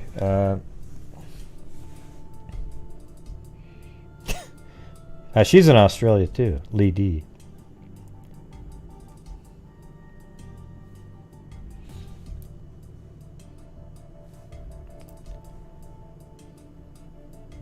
I don't think she's an actual medical examiner. Maybe she's like a crime scene something or other.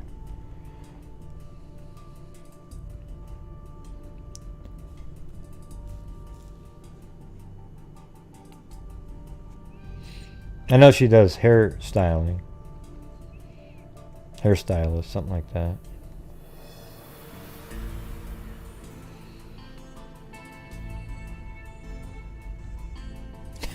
I know, but she changed her name from Hell Skis or something like that. And I kept calling her Helsinki, and then she switched it over to Hell. Oh man, I screwed you over, Helsinki 78. Man, it was so easy before, and for everybody else but me. And then to help me out, you change it to Helsinki, and now it's hard for everybody else but me.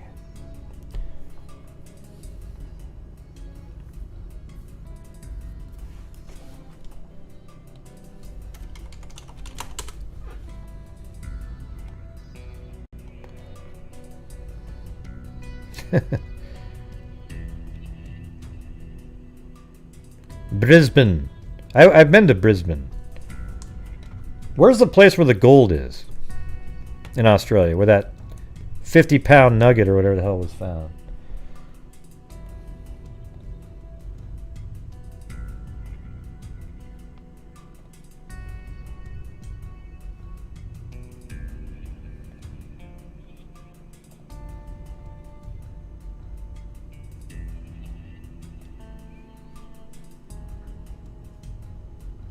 I almost feel slightly normal. I still have a sort of a weird feeling. I'm hoping tomorrow morning I'm going to wake up and feel the normal shitty feeling. You know what I mean? Like when you know.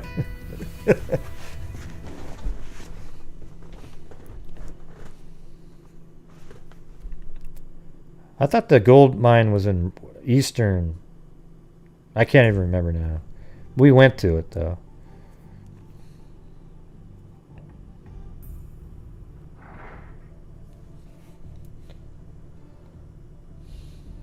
We went on a Murray River boat trip all by ourselves with our family. I remember the one.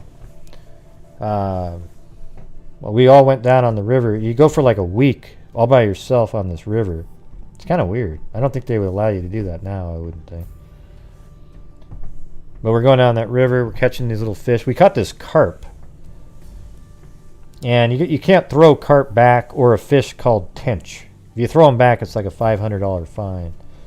So we took the carp and just chucked it against a tree, and it just like exploded into all these parts because we were trying to kill it.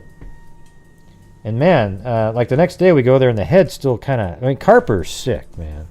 Carp are probably the worst fish ever. I don't even know what you call these things.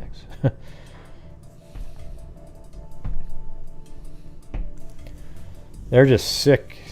I mean, you almost can't eat carp because all they do is just eat garbage, you know, and you have to like drain their blood out and do all kinds of. All right, Gen H. Yeah, my left arm's sore as hell right now, but we'll see. Yeah, those carp with they just keep moving their lips like.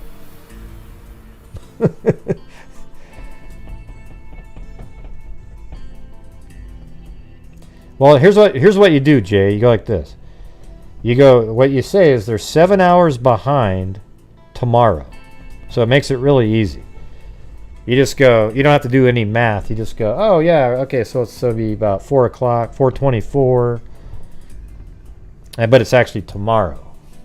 That's how I do it. It's like 6 or 7 hours behind, but then the next day.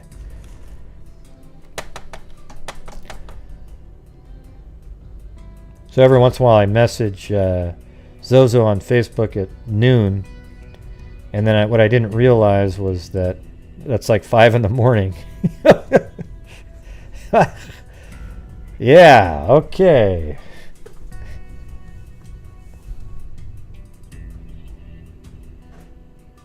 Yeah, we are yesterday 7 hours ahead. That's how you look at it for us, Zozo. You go like this. We're yesterday 7 hours ahead of your time.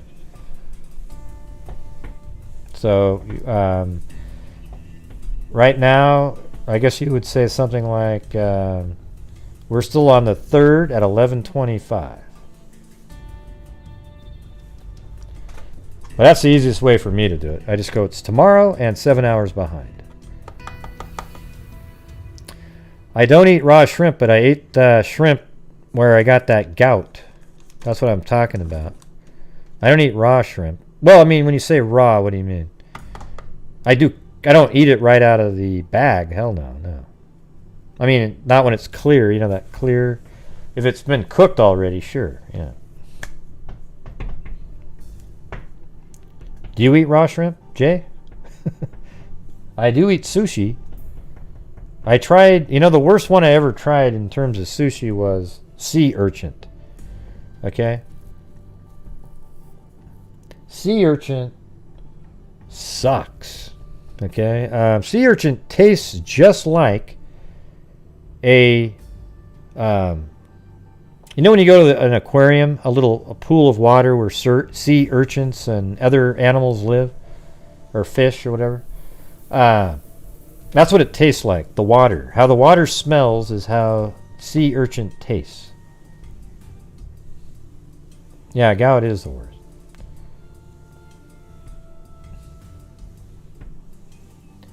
But the one thing that I ate, see, I ate sea urchin like a champ.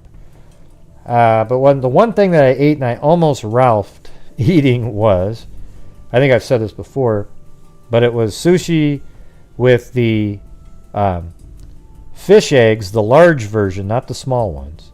And then on top of the fish eggs were, on each one of the two, you get two of them, you know, was a raw quail egg. Okay? And I tried that one, and insert the green face with the yak coming out. Oh, you don't eat shrimp? That's probably a good idea, Jay. Yeah, I wouldn't eat shellfish. Do you like crab, Dungeness crab at all, or? Yeah, but there's meat inside a sea urchin. Yeah. Or I'm not even sure you call it meat. Some kind of weird. Yeah, oysters are great. Yeah, I love oysters. Yeah, I can eat those all day. God, you don't eat anything that swims? That's sad. Man, it's good stuff. But I guess if you don't like it, why would you eat it, right? Well, Grace said it tastes good, so now it tastes good. No, actually, it just tastes good after if you like it or not. But I would say that most people would like sushi, but you got to start off, everyone starts off with California rolls, right? And after California rolls, you venture off into having just salmon or tuna on rice, raw, you know. And that's pretty good. And then you start doing all the other things. And you have wasabi and soy sauce. Really good.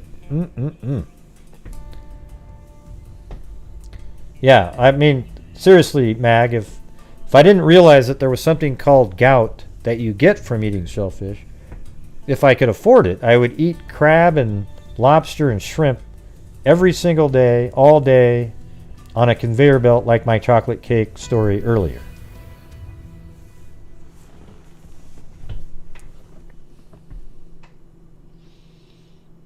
Yeah, it actually tastes really good. You got to get the smaller oysters, you know, and they're really fresh, and you put a little lemon juice on them. They're really, I mean, it's really yummy. I can see not wanting to eat one, though. I was a little hesitant before I tried my first one, and then I proceeded to eat like 9 in a row right after that. Yeah, you bring the wine, we'll just...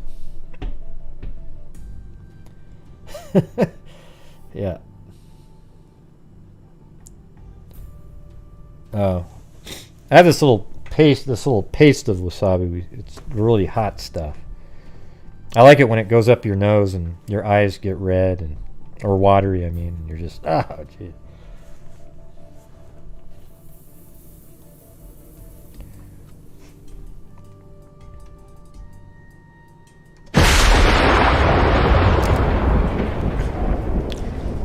Thank you to Miss L. Rodriguez,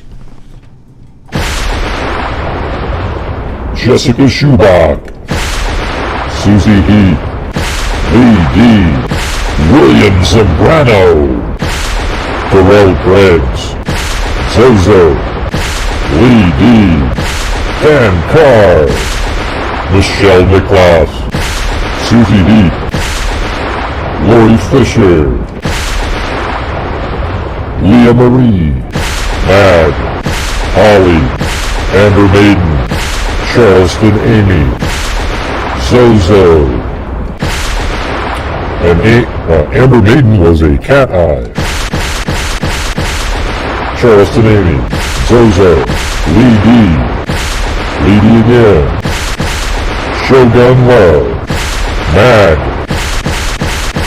I was a cat eye, Amber Maiden, Susie Heath, Seattle Law Girl, Scott Holland, Cairo, Kevin Brown, Layla My Layla, Layla My Layla, Rebecca N, Rita Schaefer, and Rita Schaefer.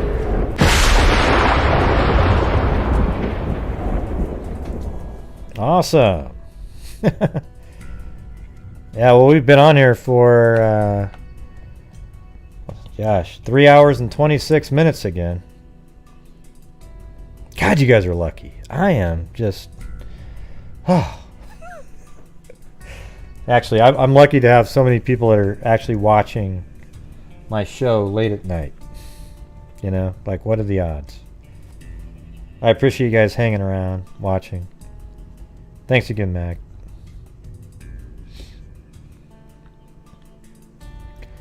So what did you guys think of those two cases there? There wasn't really as much on that second one, but now I want to look at that one.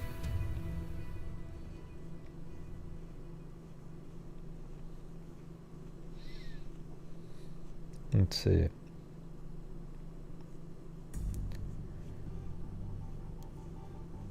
Yep. What was dramatic? Anyways, all right, everybody. Well, thank you all for showing up. You know, I got the second shot. It wasn't too bad. You know, it didn't really have a lot of. I mean, I still got a little bit of time to go in case some side effects kick in, but you know, in 12 hours it'll already be 48 hours. So I'm feeling pretty good about it. I just felt a little off today, a little mind fuzz, you know, like, and I felt like I said before, if you've ever had to take like prednisone for inflammation of any kind, and you had to take a large dose of it, it has a similar feeling where you sort of feel warm, but you don't have a fever, and just a little general, you sort of feel off a little bit. That's the feeling I got. So, hey, if I could recommend one of the two, I'd say go ahead and get Pfizer. Oh, well, hey, Jay, it's no problem at all, man. Thanks. Really appreciate it. You don't have to, you know, $5, I'd be happy. I appreciate it. You've always been so generous over the years. I can actually say years now. We've been doing this a long time. Appreciate it. So that's it. And yes, it is time to dance for everybody, like Helsinki 78 said. So, you know, make sure you guys go get that vaccine if you'd like to. I would highly recommend it. We've got to get them quicker. We got to get these done quick, because as these variants start happening and we don't have herd immunity, it makes it so one of those could take over. What I really hope is that another mutation happens that's not dangerous, like a less dangerous version takes over, and that does happen, because viruses want to live, right? And if you keep killing everybody that you're inhabiting, then it's anti-evolution. So you kind of hope that a less deadly version would come out of it and spread around, and then we could have time to become immune to that one. I don't know. It's just, this whole thing's nuts. I hate it. So, all right, everybody. Thank you very much. And as I always say, everybody, until next time, be safe out there. I think. And a 2 and a 3 and a 4. Yeah, I've been doing this true crime thing for quite a while now. And during this whole time, I have not seen one person that is a crime dissector, plug rejector. I'm a certified human lie detector. Gonna get ya on a stretcher if you try and play me like an old projector. Crime sector is my nectar. Professor Gray is gonna give another lecture. Crime collector, freak connector, and I'm always gonna be a protector. Fool deflector, interceptor, and I mean that I spec with a vector. On his vector, with all respect, y'all. Just remember I've attempted to fucking check ya.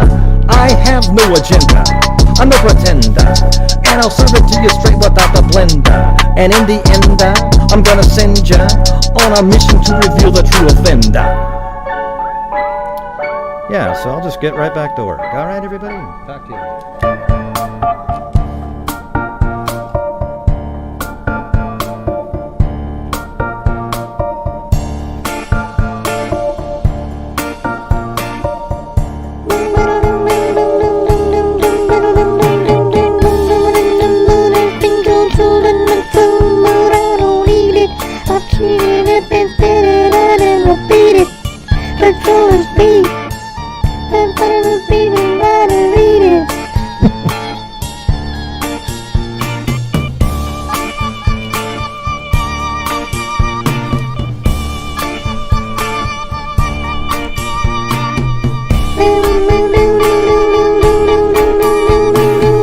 When I'm in the mood, I sprinkle drool on my food, but I don't eat it.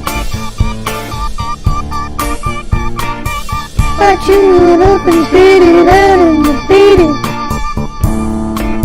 It's not a treat, patrol is beat.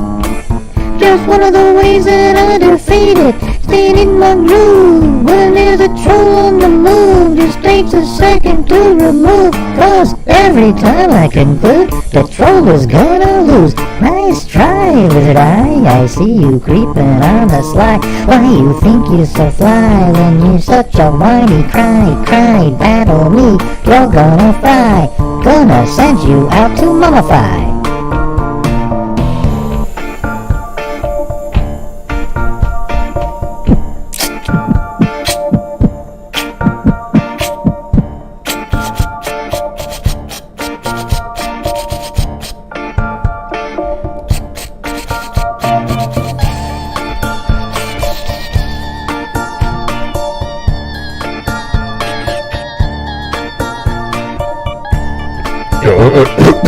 Let me try it, Mary Lou. Let me try it. Okay, you know, the guy was in the mood, and then,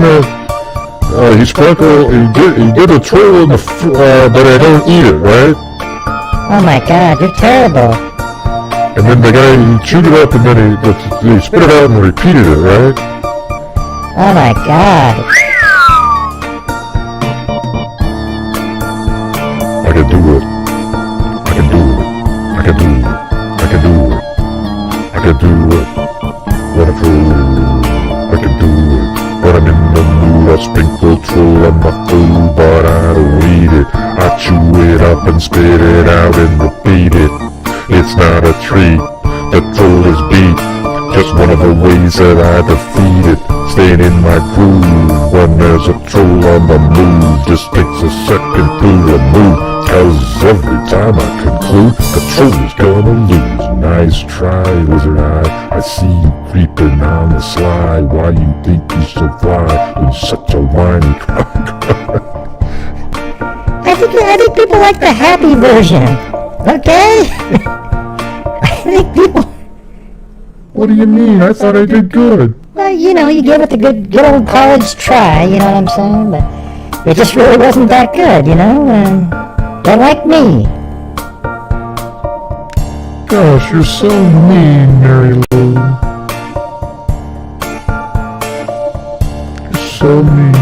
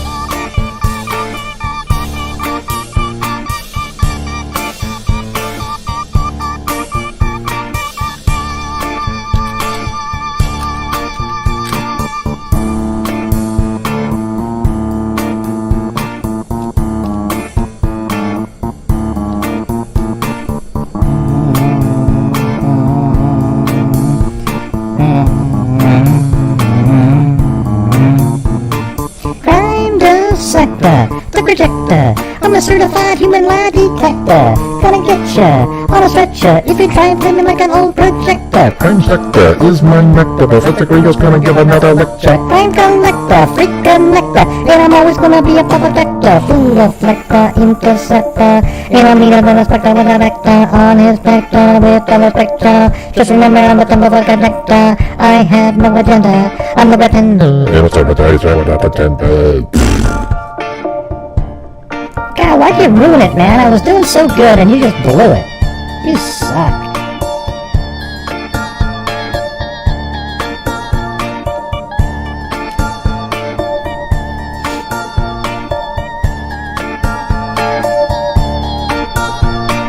Crime dissector, for projector.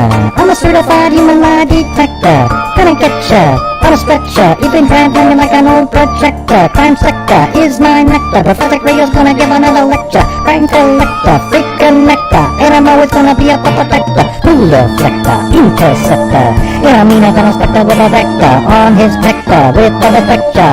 Just remember all the temple for projector. I have no agenda, I'm the pretender, and I'll serve it to you straight up a blunder. And in the end, I'm gonna send her on a mission to reveal the true offender. And to weekend, you must depend on your certitude. God bless ya, and stay safe, ya.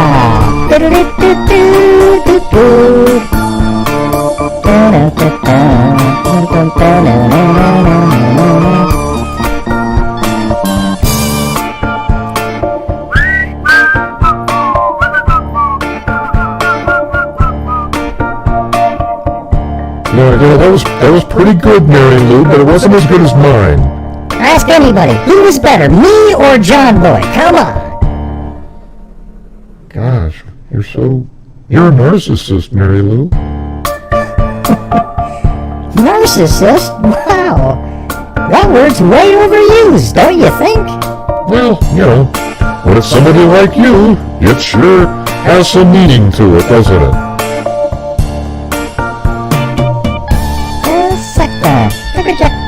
I'm a certified human lie detector. Gonna get ya on a stretcher if you try and play me like an old projector. Crime sector is my nectar. Prophetic Radio's gonna give another lecture. Crime collector, freak connector, and I'm always gonna be a protector. Fool deflector, interceptor, and I'm meaner than a spectre with a vector on his vector with a respector.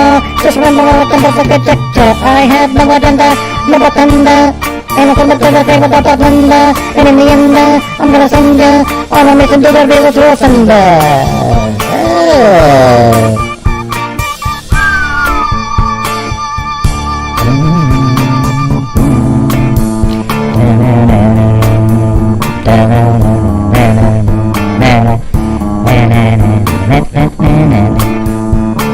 Yeah, it sounds a lot like the Addams Family music.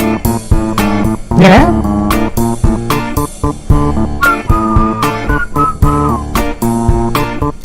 I don't think they play this at a morgue, though. I think it'd be weird to go into a morgue and hear this music playing.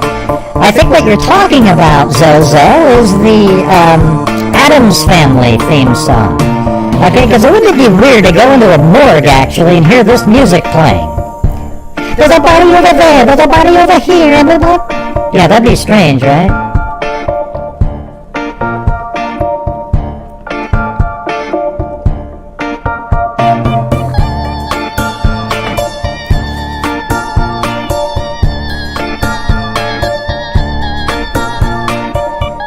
Yes, everybody, I went to a morgue last week, and this is the music they were playing when I walked through the door. It's almost like they thought it was fun that I had a loved one die, and I think that was kind of mean. That is kind of mean, Mary Lou. I think so, too. Well, you should sue them, then. That's what I'm crying for. I want to have emotional distress. I want to sue.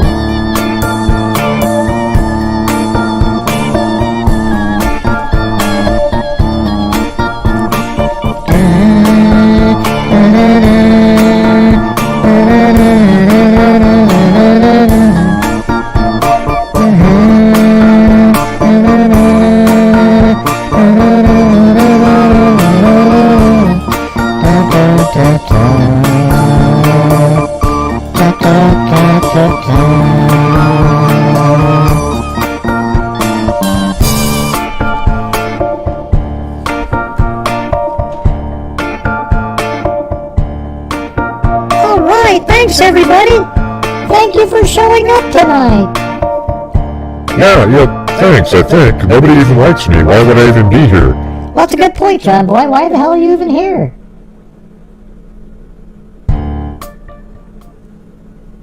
Gosh, John Boy, hello? Why are you even here, John Boy? Well, because I think I'm a valuable member to the team. Gee, Mary Lou.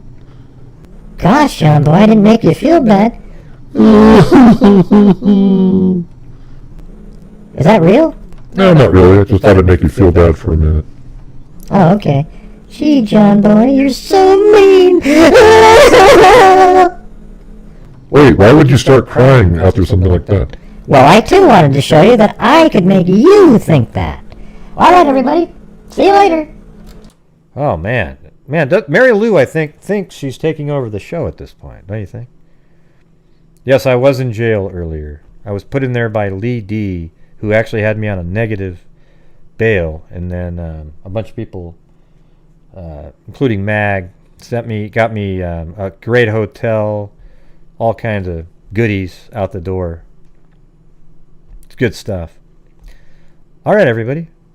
Be safe out there.